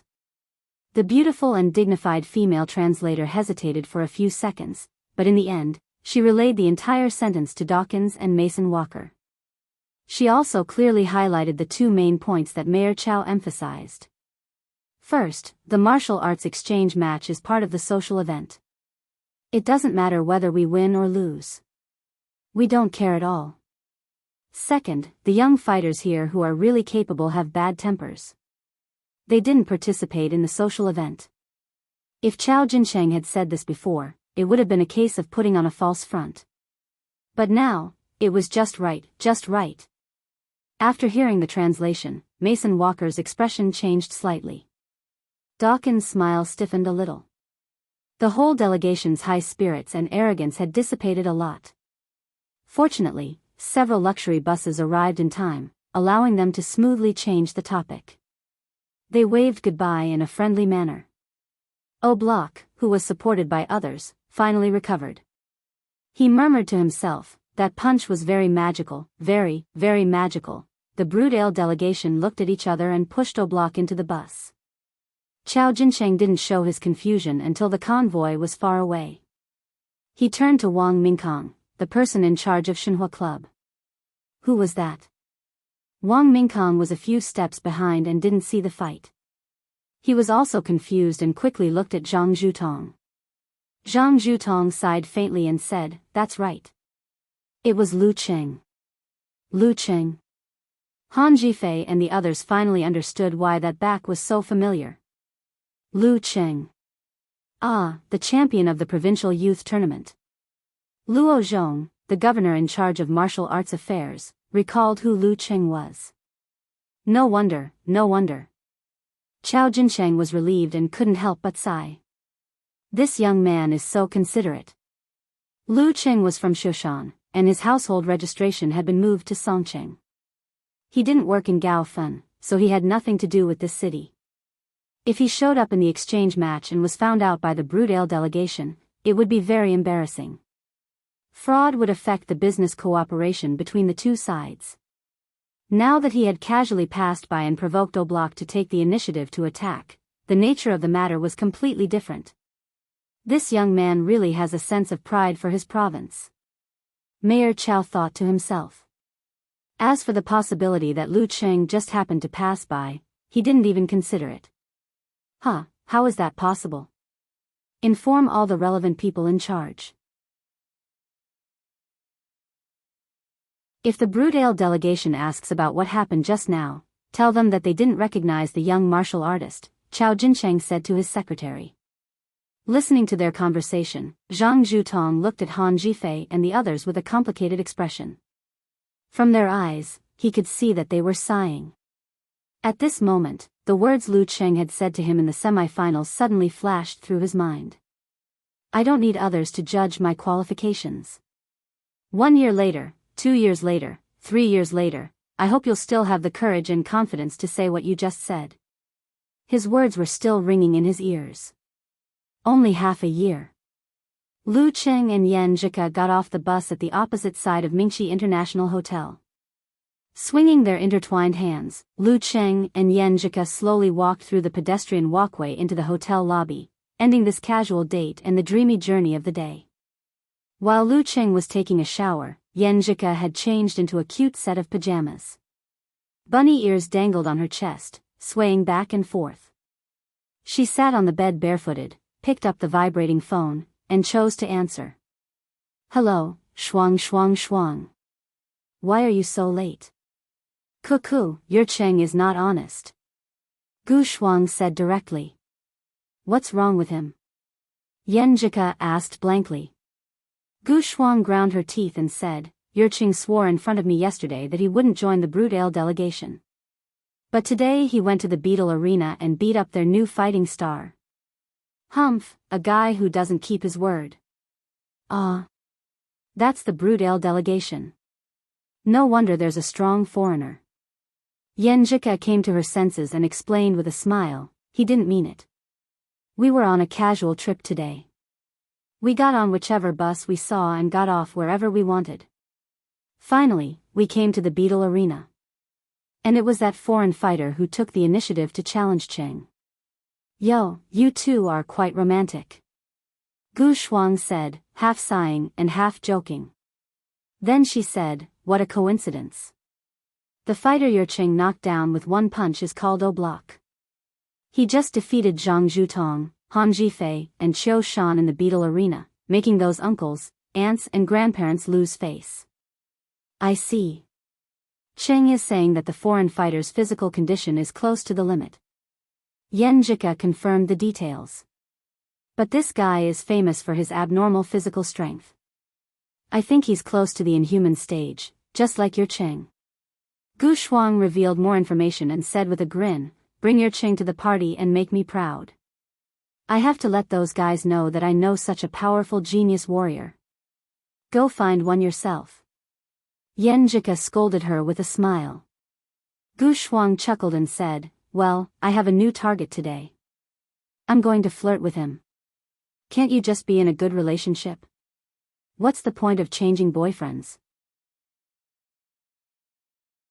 Yan Jika couldn't help but say, if you meet someone with an extreme personality, you'll probably get into trouble. I'm not dating anyone. We broke up because we don't have feelings for each other anymore. Gu Shuang explained. Okay, I'll stop talking about you. Yan Jika typed rationally. We'll talk about other things on QQ, okay? Gu Shuang hung up the phone. Yan Jika held the phone and shouted subconsciously, Qing, I have something to tell you. After shouting, she remembered that Qing was taking a shower. The sound of water is so loud that he probably can't hear it. As the thought flashed through her mind, Yan Jika noticed that the sound of water had stopped. The door of the bathroom was pulled open and Qing stuck his upper body out. What's up? Seeing his bare chest, rolling water droplets, and wet hair, Yan Jika quickly closed her eyes and said coquettishly, can't you put on some clothes before asking? As she spoke, she squinted her left eye and glanced at him. She chuckled and said, nice body, feel free to touch me. Qing responded shamelessly. Humph. Yan Jika turned her head and said, Shuang said that the foreigner you knocked down is the genius fighter from the Brudale delegation, Block. While speaking, she turned her head back and opened her eyes completely. She sized up the bathroom door openly. From the Brudale delegation, no wonder. Qing said in realization. Then he laughed and shook his head. It's a pity that we didn't have a proper match. I feel like I've swallowed too much. Brudale was a branch of the Mission sect, one of the main martial arts schools in Europe and America. They used faith to enhance one's willpower, control one's spirit, and control one's body. However, they did not practice force concentration or body refining Big Dan. Instead, they believed that there were 10 elements in the human body, corresponding to different symbols. When all of them were condensed, a tree of life could grow and reach the final crown. These 10 primordial essences were located in different parts of the body. Every time 3 of them were truly stimulated, different characteristics would be obtained. Based on one's own characteristics, it was like awakening a type of superpower, and they would complement each other, such as physical strength and strength. Compared to the Dan stage martial arts, this kind of martial arts school's absolute reaction ability was much weaker. It also lacked the smoothness and transparency of the whole body's strength. However, its explosive power was stronger and had a special bonus. Lu Qing had read about this in the Longhu Club forum. As for the details, he didn't know. Didn't you say there would be plenty of chances in the future? Yan Jika smiled. You're right. Lu Qing went back to the bathroom. He dried his body and hair with a towel, put on his pajamas, and walked out. Approaching the bed, he looked at Yan Jika who was lying down obediently. He chuckled. Who said she wanted to kiss me before? It was all interrupted by that guy. Not me. Yan Jika shook her head like a rattledrum with a smile in her eyes. Since you don't want to admit it, I'll kiss you.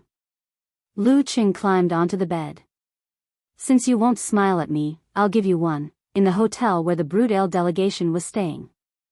Block sat on the sofa in the lobby, lost in thought. Oh, Block, why are you like this? You fought 3 matches before you went to challenge that superpower guy. Come, have a few drinks and you'll forget. Black-haired Charles walked over with 2 glasses of wine.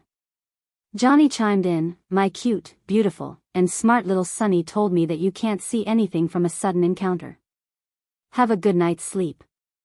The sun will rise again tomorrow. O'Block suddenly stood up and rushed to the elevator.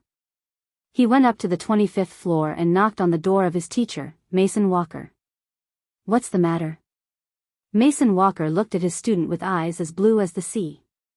Teacher, I want to challenge that superpower guy for real. O'Block blurted out. Mason Walker pondered for a few seconds and said, we've asked the gentleman in Gaofun. They didn't recognize that superpower guy. Or rather, they didn't want to tell us. Besides, we're only here for a few days.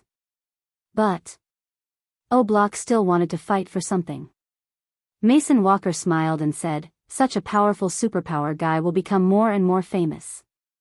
As long as you're still growing, you'll definitely meet him one day.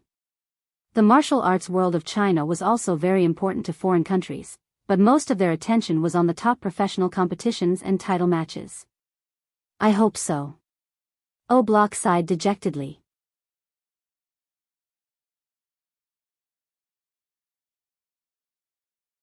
Chapter 348.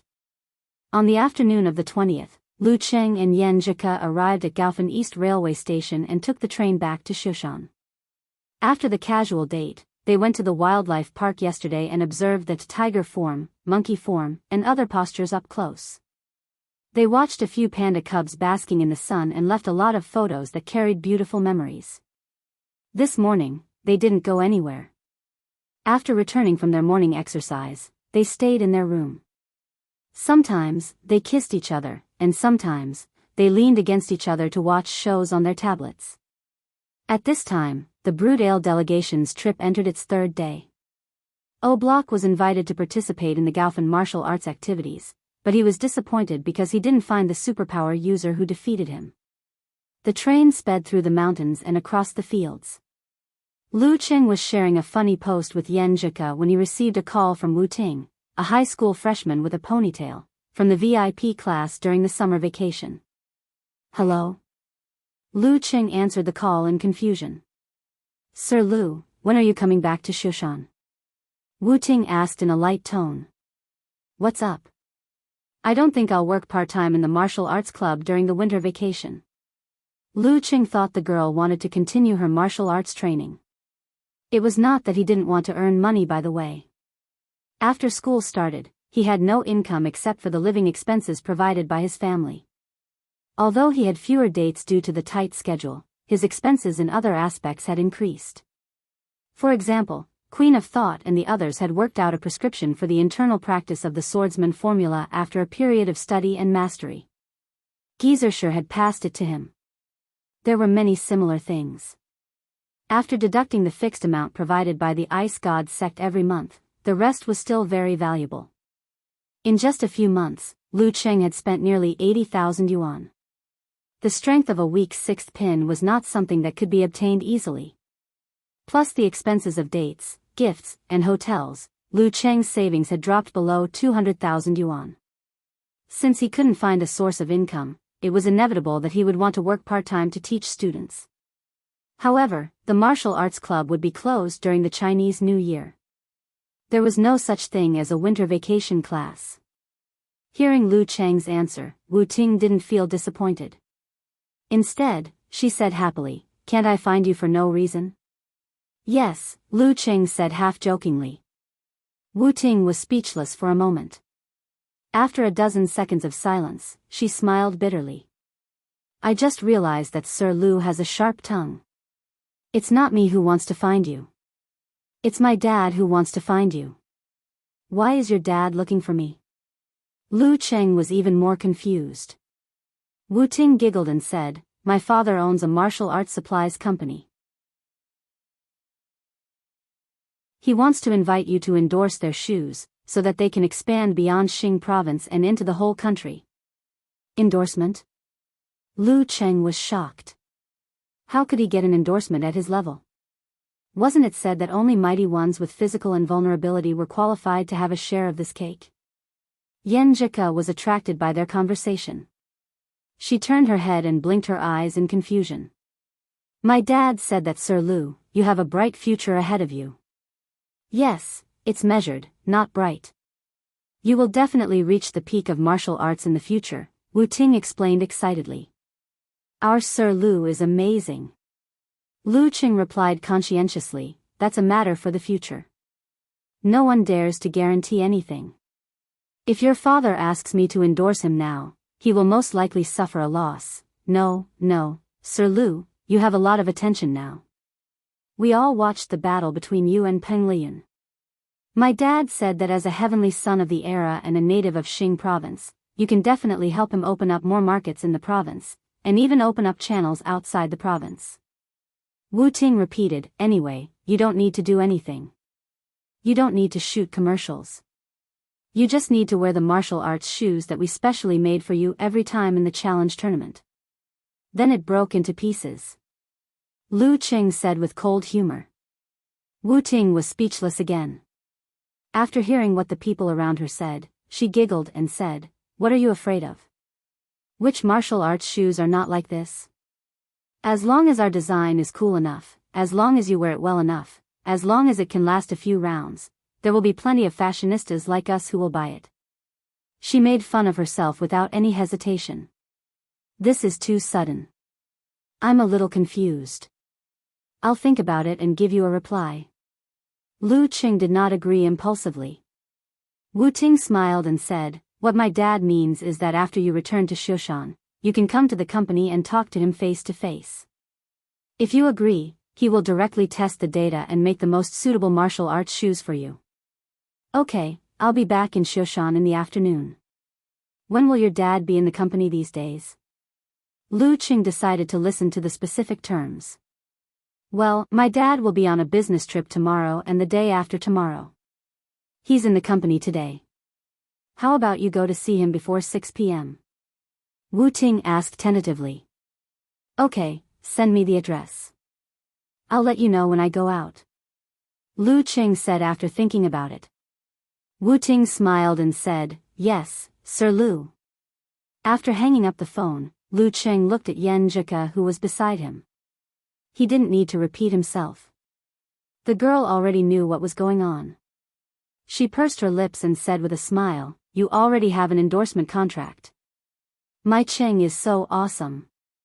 I don't know the specific conditions, but I guess the price won't be too high. Lu Qing was happy, but he still kept his mind. With his current strength and level, it was true that he could not get a good price. But for him, who had an unstable income every year, it was a good supplement. Yen Jika rolled her eyes and said with concern. Even if it's a good deal, don't rush to sign the contract. Take it back and let the lawyer have a look first, in case there's a trap. Well, not many people dare to cheat you, but some people are rascals. They're just a pile of sh*t. Even if they can't cheat you, they can still disgust you. Yes, Coach Yen. Lu Qing answered happily. Yen Jika pursed her lips and smiled. She suddenly sighed and said, I can't buy you martial arts shoes in the future. No, I'll only wear them in the competition. For training, the Love brand is still the best. I've only worn the first pair of martial arts shoes you gave me a few times. It's still brand new. Lu Qing took the opportunity to show off. Yen Jika smiled and looked out of the window slightly proudly. It took only a little more than an hour to go from Gaofen to Shoshan by train. They soon saw the familiar scenery. The girl also received a call from Empress Dowager. They deliberately chose this train to arrive at the same time as the arrival time of one of the high-speed trains from Songqing to Shushan. Okay, we'll be there soon. Yen Jika hung up the phone and watched Lu Qing unload the luggage. Her eyes became gentle and she reached out to help him tidy up his clothes. After returning to Shushan, they would be busy with the new year. Except for morning exercises, they would have less time to see each other. After getting off the train, they reluctantly parted at the arrival hall. Lu Qing carried the luggage and went out of the station. He replied to the girl's message and then called his mother. "Mom, I'm here." Chi Fang's background was very noisy. She said in a loud voice, "Your dad and I are in the renovation business. We don't have time to buy groceries. You can go to the market by yourself and buy whatever you want. I'll cook for you when I come back." Alas, the new year is coming and the renovation workers are all thinking about home. You have to keep an eye on them and try to get the water and electricity ready before the new year. "My dear mother. I've just come back and I'm already being ordered around." Lu Qing laughed and shook his head, agreeing. After a long time of careful selection, Chi Fang finally chose a house of 130 square meters. It had 3 bedrooms, 2 living rooms, and 2 bathrooms. It also came with a free entrance and a balcony. The total cost was more than 550,000 yuan after taxes and fees. Because it was the full payment, except for the 400,000 yuan Lu Qing gave, the family was basically emptied. After 2 months, they finally had enough money to do the water and electricity. Chi Fang, who had been bullied by borrowing money, didn't want to try again if it wasn't necessary. Lu Qing got on the bus and staggered back to the neighborhood. Along the way, the uncles and aunties he met all greeted him warmly, saying things like, "Oh, Qing has made a name for himself." They praised him for remembering his parents' kindness and forking out money to buy a house for his family. Looking at the envious and sighing neighbors, Lu Qing only had one thought in his mind. That was, how long has my mom been bragging about her son buying a house? How widely has she spread the news? When he approached the doorway, he met another acquaintance, Wang Su's father. "Hello, Uncle Wang." Lu Qing greeted him politely. Wang Su's father's body was a little hunched, and his hair was very white. He looked like he was in his 60s or 70s. He looked at Lu Qing and laughed. "Qing, you're on vacation? You've done well. Your parents are enjoying life." "Uncle Wang, don't say that. It's good enough to believe half of my mom's words." Lu Qing scolded his mother. "It's good enough to believe half of it." Wang Su's father sighed with emotion. He walked out of the unit and turned to the group of old men playing chess. Looking back, Lu Qing watched his father's back disappear into the distance. He sighed with mixed feelings in his heart. When people take the wrong path, they're not the only ones who get hurt. Now that the limelight is completely over, I'll ask Uncle Xing to introduce me to visit Wang Su in prison. After calming himself down, he returned home, put down his backpack, picked up the basket, and went to the market. The last time he went there alone was when he was in the 5th grade of primary school. He didn't go there to buy groceries, but to find his mother. "I'm a little nervous thinking about going to buy groceries by myself." Lu Qing sent a message to Yenjika with a smile. Yenjika sent an emoji with half of her mouth covered and whispered, "I haven't been to the market before, then I'm better than you." Lu Qing sent an emoji with arms akimbo. "Humph, do you know how to bargain?" Yenjika asked angrily. "Nope. Do you know how to distinguish the quality of the meat? You should be able to tell a little. Can you tell if the food is watered?" "Nope. Can you pick out the good quality of the food?" "Nope." Lu Qing felt very guilty. He found that the identity of youth tournament champion was completely useless in the market. "Can you tell if it's wild or domesticated?" Yenjika asked persistently. Lu Qing replied with a text emoji, annoyed and amused at the same time. "Classmate, you've killed the conversation. Ha ha ha ha." Yenjika sent an emoji of laughing. "Hurry up and buy groceries. I'm waiting for your battle report." After entering the market, Lu Qing walked nimbly around the stands and randomly chose a pork stall.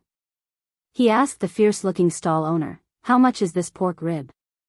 "Well, I want to eat winter melon and pork rib soup tonight."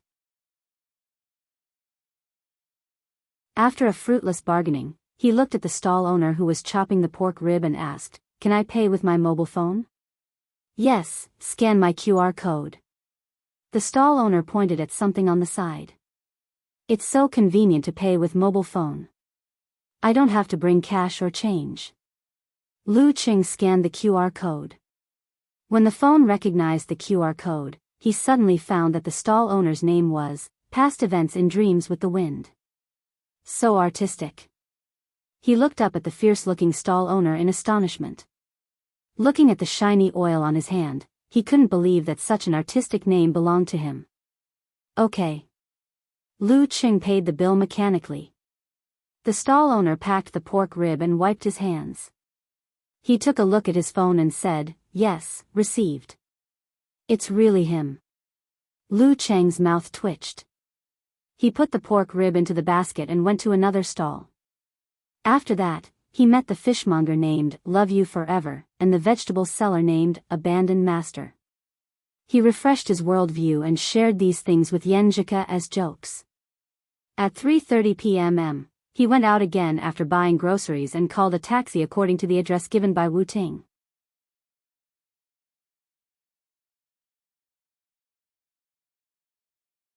Chapter 349. Pingle District, Ingjin Building. When Lu Qing entered the lobby of the newly built office building, he enjoyed the attention of the security guards because he still looked like a student. However, he didn't care about it. Instead, he looked around with interest and observed the people in the office. He found that most of them were not wearing suits or high-heeled dresses. Most of them were wearing down jackets and overcoats. It was not time to get off work yet. When he entered the elevator, it was not crowded. On the left, there were two men talking about business. On the right, there was a girl with straight hair carrying cups of milk tea and cakes. The smell of perfume made him pinch his nose.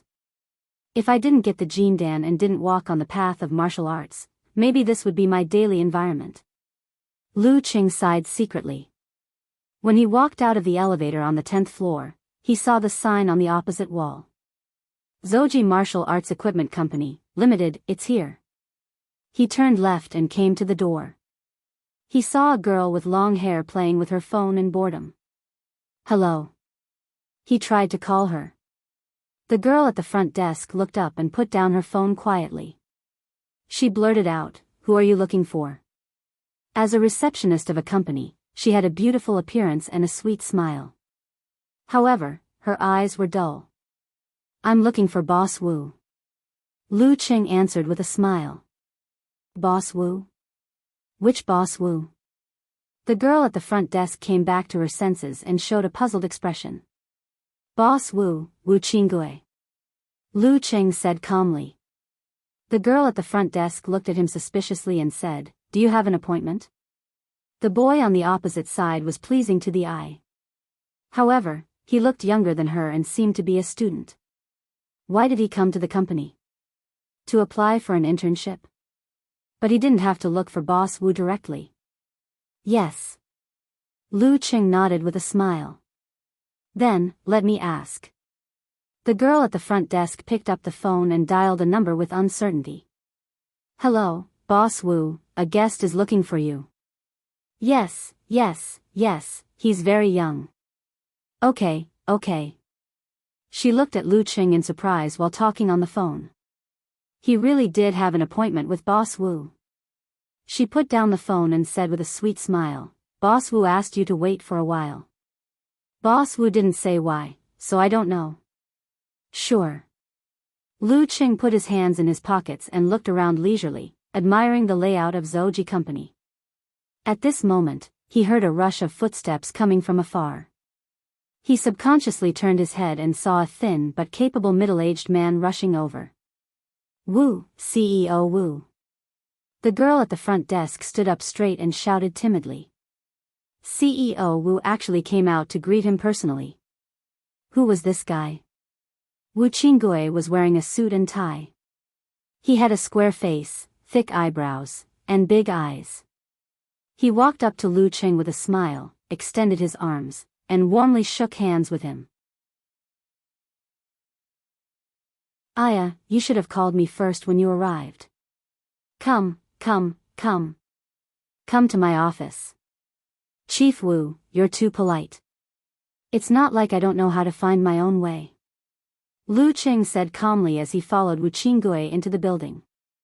They passed through many offices and arrived at the innermost office, leaving the receptionist standing there in a daze for a long time. That's the general situation. Tingting should have told you everything, right? In the office, at the reception sofa, Wu Qinggui repeated the endorsement. Then he picked up the teacup and took a sip to moisten his throat. Lu Qing smiled and said, Wu Ting did tell me, and I more or less understand what's going on. I just want to know the specific terms and conditions. Wu Qinggui asked his secretary to bring a sample contract and handed it to Lu Qing.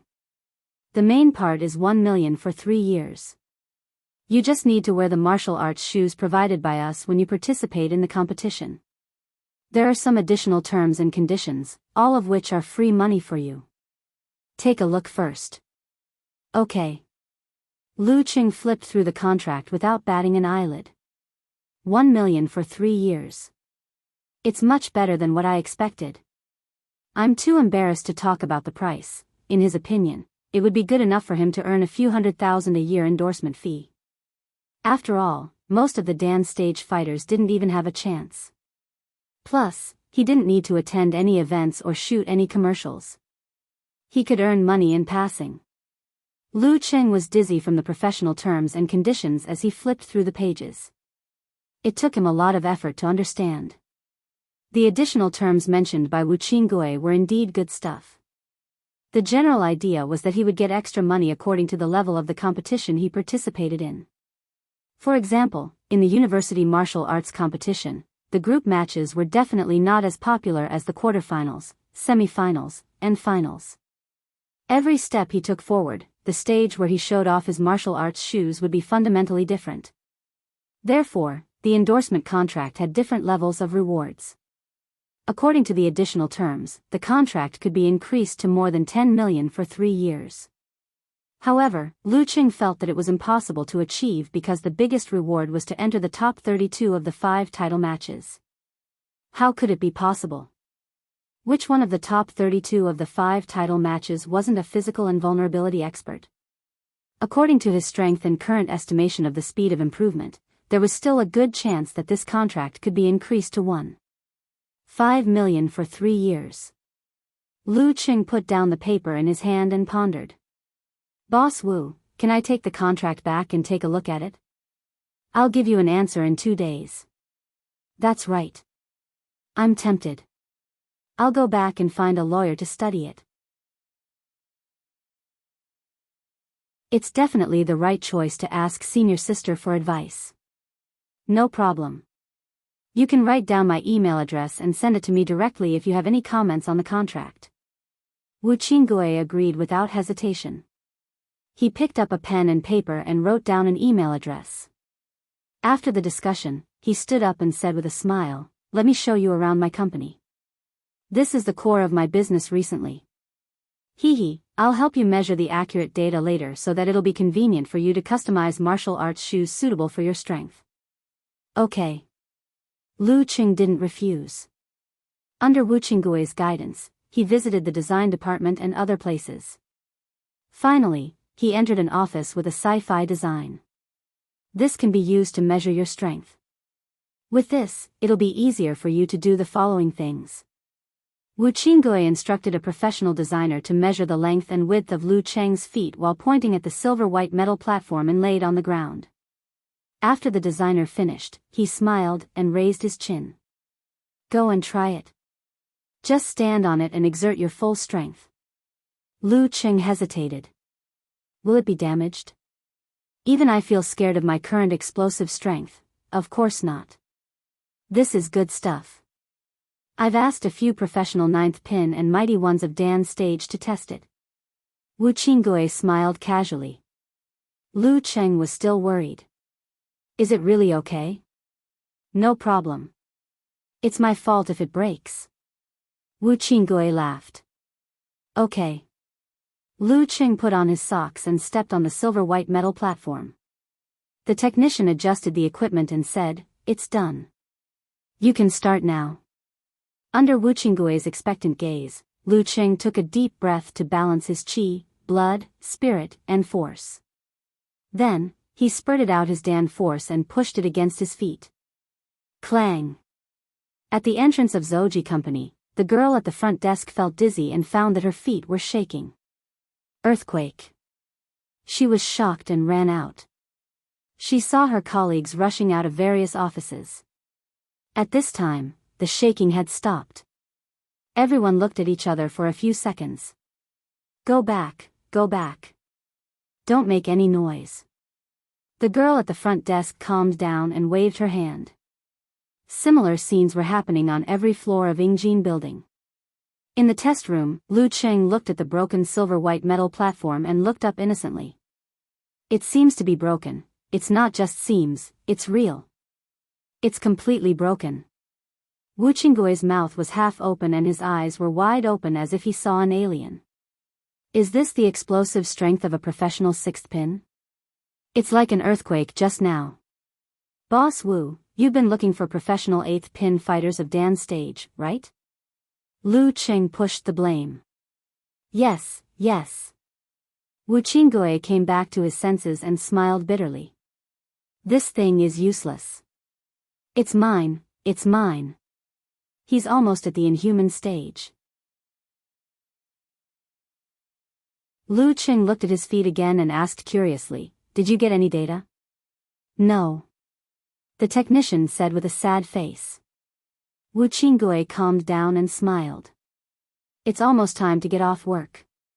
Let's go for a meal. Huh, it's my first day back home. I have to accompany my parents. Boss Wu, next time. Lu Cheng was still a little guilty. Okay. Wu Qinggui didn't insist. Lu Cheng went back home and talked with Coach Yen for a while. Then he called his senior sister Shiyuejian and told her about it.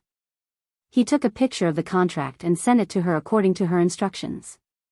When it was dark, Shiyuejian called back. Little junior brother, there's no problem with this contract. It's just that the term is a little long. After 3 years, you'll have graduated from college and will be preparing for the top professional competitions. Your value will be completely different. It's a loss. Let's sign it for 2 years. 700,000 yuan for 2 years. If you feel embarrassed, let's sign it 2+1. After 2 years, they will have priority, but the conditions must be similar to others. Okay, thank you, senior sister. Lu Cheng said happily. At this time, the door opened. Qi Fang and Lu Jisheng came back, looking tired.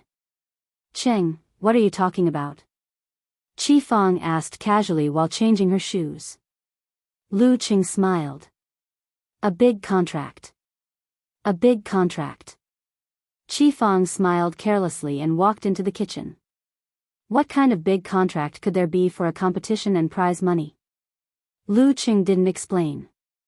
He planned to surprise his mother when the deal was done and the renovation cost was subsidized. Hee, I know how hard it is for your mother to do the renovation work. Lu Jisheng sat down and leaned on the sofa. Lu Cheng glanced at the kitchen and said, then let's go out and eat. Let's go out and eat. As soon as he finished speaking, Qi Fang shouted in the kitchen, what kind of ribs did you buy? Just ribs. Lu Cheng answered blankly. What's the difference between ribs? Qi Fang was both amused and annoyed. Can't you pick a better place? You can eat it yourself if you have good teeth.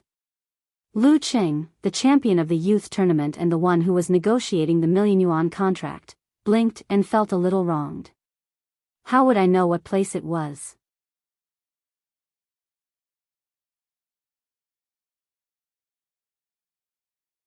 Chapter 350. Ha ha ha ha. Even though I don't understand, I still want to laugh at you. Yan Zhika replied to Lu Cheng's grievance about the pork ribs. Lu Cheng tilted his head and replied with an emoji of biting a handkerchief. I came here with such high hopes and expectations, but you, alright. Let's go to the supermarket and buy the best ones. Yan Zhika replied with a snickering emoji. Why do I feel like you're still gloating? Lu Cheng replied with an emoji of touching his chin.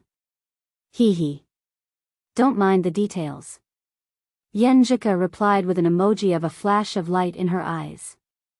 Just like that, Lu Qing flirted with Ku on QQ while chatting with his father, Lu Jisheng. He also helped his mother, Qi Fang, while waiting for dinner to come. When it was almost 7 o'clock, Lu Qing picked up a piece of pork rib, dipped it in sauce, and chewed it off with his excellent teeth. What a delicious pork rib! Why did Mom dislike it? Lu Jisheng thought of something. He put down his chopsticks and took a sip of wine. Qing, you may have to go back to your hometown to worship your ancestors in a few days. Go back to your hometown to worship your ancestors? Lu Qing was confused. What did he mean by going back to his hometown? Weren't Grandpa's parents buried in the Zhaoyushan cemetery in the north of the city? Didn't he sweep the graves during the summer vacation? Lu Jisheng looked at his son's expression and chuckled. Go back to your hometown to worship your ancestors? Ah, you haven't been there before.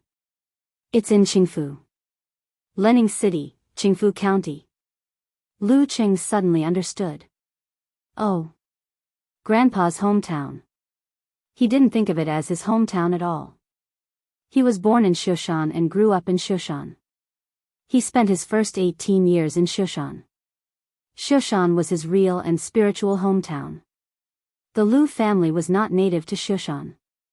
Lu Debong was born in Qingfu County, Lening City, next door. When he was 20 years old, he came to the factory in Shushan City to recruit workers. From then on, he settled down and started a family. Later, he even brought his parents here. By the time Lu Qing was born, his great-grandparents had passed away and were buried in the local area. He rarely visited his relatives and neighbors in Qingfu. Lu Debong had gone back to Qingfu twice in the years before and after his retirement. Later, when he got older, he didn't want to travel anymore. That's right. Your grandfather has been dreaming about his childhood a few times recently. He feels like his ancestors are reminding him that it's time to pay his respects. Homesickness. Besides, you're successful now. He definitely wants to pay his respects. Lu Jisheng shook his chopsticks. If I don't settle down in Shushan in the future, will I often remember and dream of this place when I'm old? Lu Qing was touched by her words and asked himself this question. He felt that the answer was yes, unless he could cut off his entire childhood and most of his teenage years. He could forget those difficult but definitely beautiful times. But now, even if he went out to study for half a year, he would often miss home and Shushan. Well, I really don't have any impression of Qingfu. I'll just take it as a 2-day trip with my grandparents. Lu Qing shook his head and smiled. He was completely in the dark about his relatives and the situation over there. Qi Fang ate a piece of winter melon and sneered. Your dad doesn't have any impression of it either. He only went back 4 or 5 times. The last time he went back was not long after we got married. Yeah, I only remember there was a river and a grave mountain. When I gave birth to you, I said I would take you back. But I forgot when I was busy. Lu Jisheng chuckled. I heard that they are talking about revising the genealogy. Every family has to pay a lot of money. If they don't pay, they won't let them enter the genealogy. What kind of society are we living in now? What does it matter if we don't enter the genealogy? He just wants to cheat money. Qi Fang rambled on.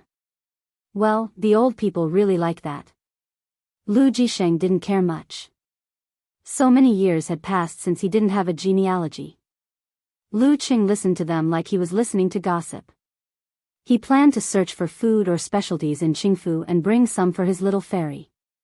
If he couldn't, he would try it and take her for a trip. Thinking of this, he was curious about his grandfather's hometown. Lu Qing ate a mouthful of rice and wondered, is the whole family going? There are so many people. It will be troublesome to buy tickets. It should be the whole family. Just rent a few cars and the driver's food and accommodation. Lu Jisheng said slowly. It was obvious that the Lu family had discussed it several times. Okay then. Lu Qing was relieved and didn't worry about it anymore. At that time, he would just be an accompanying member of the younger generation. He just needed to eat and drink and worship the ancestors. There was no need to worry. After talking about the ancestral worship for a while, Lu Jisheng's phone vibrated several times. He picked it up and said to Qi Fong with a smile, "Old Zhao asked us to have tea and play cards this weekend." "Okay." Qi Fong agreed readily. She looked up at Lu Cheng and said, "Your uncle Zhao has been saying that the two families should get together. Since you are on holiday, why don't you come with us this weekend?" "Uncle Zhao?" Lu Cheng was a little confused. "Who is this? Why can't I remember him?" Lu Jisheng took a sip of wine and said with a smile, "Haven't you met him? Zhao Zijuan, your dad's childhood friend. His daughter and your brother went on a blind date. Hey, the blind date didn't work out, but we are friends again." "Oh, him." Lu Qing thought of the scene when he met Mr. and Mrs. Zhao at Director Xing's house. He didn't know what to say, so he just smiled and said, "It depends. Maybe something will happen. After all, I am the coach of the Shushan preliminaries team. It's winter vacation. What are you busy with?" Qi Fong nagged. "By the way, Fatty Guo also wants to invite us as guests." "Humph, why didn't I see him so enthusiastic before? He changed his attitude after seeing you win the youth tournament." Guomin, Lu Jisheng's big boss. "That's not it." Lu Qing criticized his mother's judgment. Guomin should have started to change after he recognized him. "Hey, Cheng, Fatty Guo always said something about you protecting him. What's the situation?" Lu Jisheng frowned and asked. "Back then, there was a fugitive who fled to Shushan. Because of my master, I was more familiar with the police, so I was asked to help out. I stayed overnight at the Guo family's house." Lu Qing gave a brief explanation. As expected, Lu Jisheng and Qi Fong didn't think there was anything wrong with it. They both thought that Fatty Guo was really afraid of death and that their son's social circle was getting wider and wider. After dinner, Lu Qing shared all these things with Yan Zhika. The two of them excitedly discussed the specialties and delicacies of Qingfu Mansion and the great ancestors of Qingfu Mansion. Unfortunately, Lu Cheng's family was ordinary and had no illustrious past. However, there was an outstanding person in this generation, the provincial youth tournament champion Lu Cheng. After chatting for a while, Lu Cheng suddenly received a message from Jiang Fei. Cheng, I have something to ask you." Fatty Jiang sent an "I admire you the most" emoji. "What is it? Aren't you coming back the day after tomorrow?" Lu Cheng asked. Fatty Jiang smiled embarrassedly and said, Yes. I just want to ask you what's so fun in Shushan. I have a few classmates coming over to play for 2 days." Lu Qing laughed and said in the tone of Little Ming, "You are not from Shushan? Why are you asking me?" "Hee, I know where the good food is.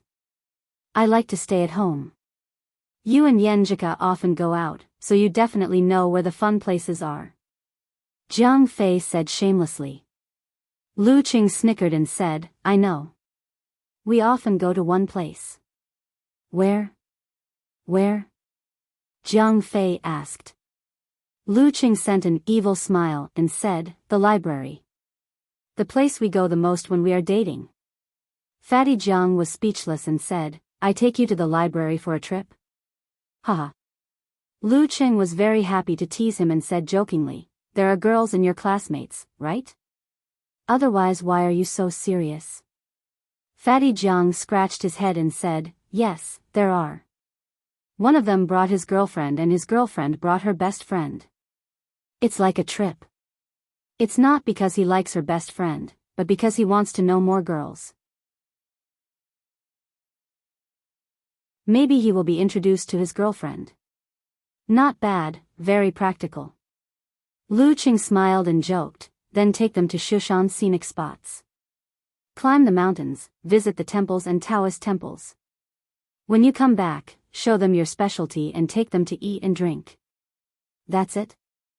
Jiang Fei asked for confirmation. "It's only 2 days. What else do you want?" Lu Qing laughed and said, "They are probably here for the scenic spots. That's true. Jiang Fei finally made up his mind. The next morning, Lu Cheng and Yan Zhika finished their morning exercises and ate breakfast that they had missed for a long time. Because Yan Zhika had family activities, they parted at the entrance of her neighborhood at 8:30 a.m. Back home, Lu Cheng said that he would accompany his mother to do some decorations to fulfill his filial piety. Unfortunately, there was no one in the house. Those who worked had gone to work, and those who were busy had gone to work. I'm the only one who has nothing to do. Lu Cheng laughed at himself. After thinking for a while, he changed his clothes, took the key, the medicine soup and other things and went to Gushan Martial Arts School. He planned to use the strength training gymnasium and the venue to continue his training. In addition, he heard from Qin Rui that the Shushan preliminaries team would have a friendly competition with the Tiangao City preliminaries team in the morning in Gushan Martial Arts School to prepare for the preliminaries after the new year. He could take this opportunity to watch. The entrance of Gushan Martial Arts School was very quiet.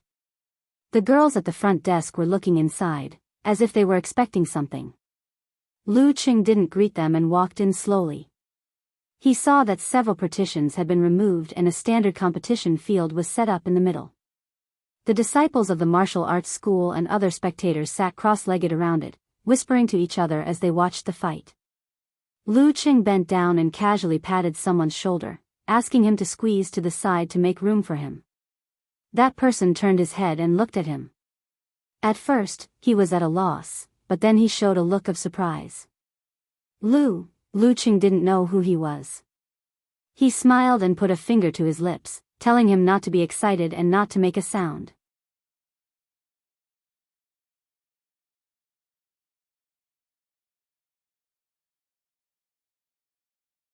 Chapter 351. Seeing Lu Cheng's action, the excited and pleasantly surprised person immediately shut his mouth and swallowed the word, brother. He nodded repeatedly to show that he understood and moved to the side to make space for Lu Cheng. Lu Cheng greeted him with a smile, took a step forward, and smoothly sat down cross-legged.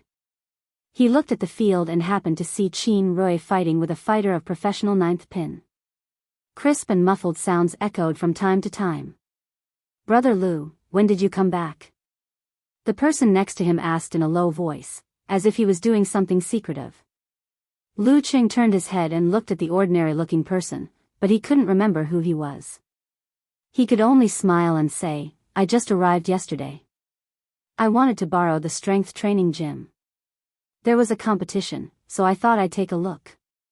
He lifted the bag in his hand as proof. Oh. The person next to Qin Haodong was stunned. Looking at the confrontation in the field, he said with obvious envy, Senior brother Qin's strength has improved so fast after he succeeded in meditation. In such a short time, his strength is already close to that of a professional ninth pin. His body condition is very good. If he can make up for the shortcoming of visualization, he'll definitely improve quickly. Lu Cheng smiled with satisfaction. Since July, when he had given pointers and corrected Qin Rui's meditative state, after 4 months of training and repeated victories over anxiety and frustration, he had finally succeeded in meditating, crossing a very important threshold and obstacle on the path of martial arts. When visualization could be used in actual combat, with his 1.9 meters, thick body, long arms and legs, and outstanding strength, it would be relatively easy for him to become a professional ninth pin. The person next to him nodded and said with a flattering smile, Senior brother Qin can't be compared to you. Will you work part-time in the martial arts club this time? I want to book a time for personal instruction. If it was yesterday morning, Lu Cheng might have agreed. But now he just smiled and said, there are too many things to do during the winter vacation. I don't have time for part-time work. If you have any questions, it's better to ask Qin Rui directly. If you can't solve it, I'll come over when I'm free after training. There's no need to make it so formal. Last night, he sent his opinion on the modification of the contract to Wu Qingui and waited for him to confirm it when he came back from his business trip. Good. The person beside him nodded happily. He also knew that it was impossible for Lu Cheng, who had entered the 6th pin, to work part-time in the martial arts club. Martial artists who were not rich could not afford to be taught by masters of this level alone. In the center of the field, Qin Rui was fully displaying his strength. He was locked in a battle with the warrior with a mustache. The referee was an old man with gray hair and deep wrinkles. He should be a senior who retired to Shushan. The scenery in Shushan was beautiful, and the air quality was good. Many local martial artists would come back from time to stay for a while when they were old. Amidst the crisp sound, Qin Rui seized an opportunity. Relying on the advantage of his figure, he barely won a move against his opponent. Great! Lu Qing applauded and cheered, just like the other disciples and students of the martial arts club. This was what the so-called melon-eating crowd was like. Yes, Qin Rui's improvement was indeed great, worthy of applause. Qin Rui shook his fist with satisfaction and then saluted to his supporters. He walked to the other side and sat beside Monk Wenguang, accepting his comments and guidance in a low voice. The next round was between Zhang Shuiyan from Tiangao City and Zhou Jingyao from Shushan. Both of them were close to the level of professional ninth pin. Once again, they were evenly matched. At the climax of the battle, Zhang Shuiyan suddenly broke out and made a series of fierce and smooth attacks. She forced Zhou Jingyao to the edge and won the match. Great! Lu Qing applauded again. She was able to perfectly combine fierce and smooth attacks with the control of her body refining state. It was enough to show that she had a good foundation in martial arts. This time, his cheers were no longer as silent as before. Instead, they were abruptly interrupted by the quiet and regretful reaction of the supporters of the martial arts club. His voice clearly echoed around the venue, attracting the attention of many people. Zhang Shuiyan was the first to look over. She was surprised that the audience of Shushan City would applaud for her. The audience here was not the usual kind. They were either disciples and students of the martial arts club or friends and relatives of the contestants. They were the kind of people who would definitely side with their friends and relatives. It was very difficult for them to cheer for the opponent. When their eyes met, she saw a young man who was not very good-looking but clean and pleasing to the eye. She nodded to him happily, thanking him for his honesty and frankness. Lu Qing smiled and applauded in response. Not bad, the atmosphere in Shushan City is very good. That young man is very straightforward and honest. The martial artists of Tiangao City's preliminaries looked over and whispered to each other happily and excitedly. The disciples and students of the martial arts club were quite surprised. They looked over and saw a familiar figure. All the words in their mouths were swallowed back. Lu Qing. He's back. Chairman Wei Renjia and Qin Rui were surprised at first, then delighted. However, their reactions were drowned out by the sound of the referee announcing the start of the next round. Qin Rui stood up in the midst of the fierce fight. He walked to Lu Cheng's side from behind and squeezed in. He smiled and said, "You didn't say you were coming yesterday." "My mom abandoned me. I had to come and join in the fun and borrow the strength training gym." Lu Cheng answered casually. He chuckled and said, "A scholar who has been away for 3 days must be looked at with new eyes. I was a little surprised just now." "Hee, thanks for your guidance. Master Wenguang is also very helpful," Qin Rui said modestly, unable to hide his self-satisfaction. Lu Qing put his hands on his knees and watched the match seriously. He said, "When it comes to martial arts, it's ultimately up to you. If a cow doesn't drink water, it's useless to force it." "Not bad. You can fight for the professional 9th pin certificate in April." "Oh right, how many exchanges are you going to fight?" He just asked casually. Chairman means to fight about 10 rounds and try to fight with the teams from the surrounding cities so that everyone can gain more practical experience. Next up is Fenhu City's preliminaries team and Lenning City's bat team. This team is very strong. They have a Dan stage fighter and made it to the second stage of the preliminaries last year. Unfortunately, compared to the teams from the provinces with strong martial arts, they're much weaker and didn't make it to the next stage. Qin Rui said excitedly. Okay. Lu Qing didn't pay much attention and just took it as a casual chat. The exchange was different from the official competition. This time, there were a total of 8 rounds. The main force and substitutes of both sides were given the opportunity to fight in pairs. No matter who won or lost, they would leave the arena.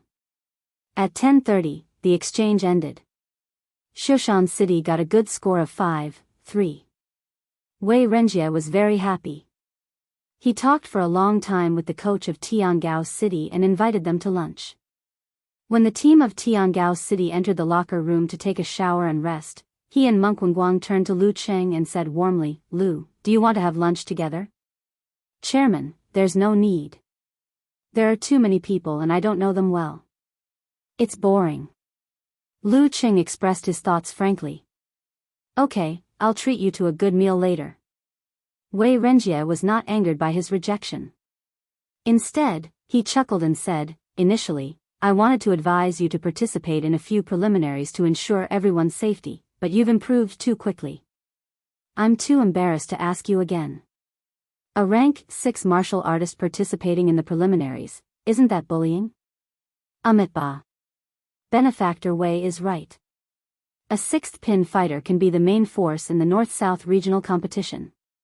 He can even be a substitute in the advancement competition. Monk Wenguang looked at Lu Cheng with a warm smile and sized him up from head to toe. The preliminaries were the 4th level of professional competition, the lowest level. The 3rd level was called the North-South Regional Preparatory Competition. In this level, the clubs or teams of the upper middle level usually had a high-ranked Inhuman Dan stage fighter as the main force and a 6th pin or 7th pin fighter as the main force. In the 2nd level of the advancement competition, the forces of the upper middle level had no or only one physical invulnerability expert. They had an Inhuman as the main force and a 6th pin or 7th pin fighter as the substitute. In other words, even if Lu Cheng graduated now, he wouldn't have to worry about not having a place to stay. Lu Cheng was a little scared by Monk Wenguang's weird look. He laughed dryly and said, "I'd better focus on the university martial arts competition first."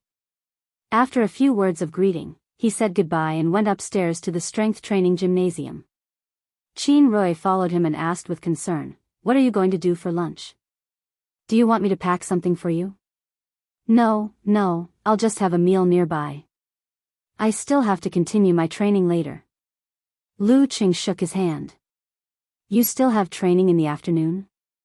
Qin Rui asked in surprise. "It's fine anyway." Lu Cheng sighed and laughed in a low voice. Peng Liyun is not that easy to catch up with. Peng Liyun is not that easy to catch up with. Qin Rui listened in a daze.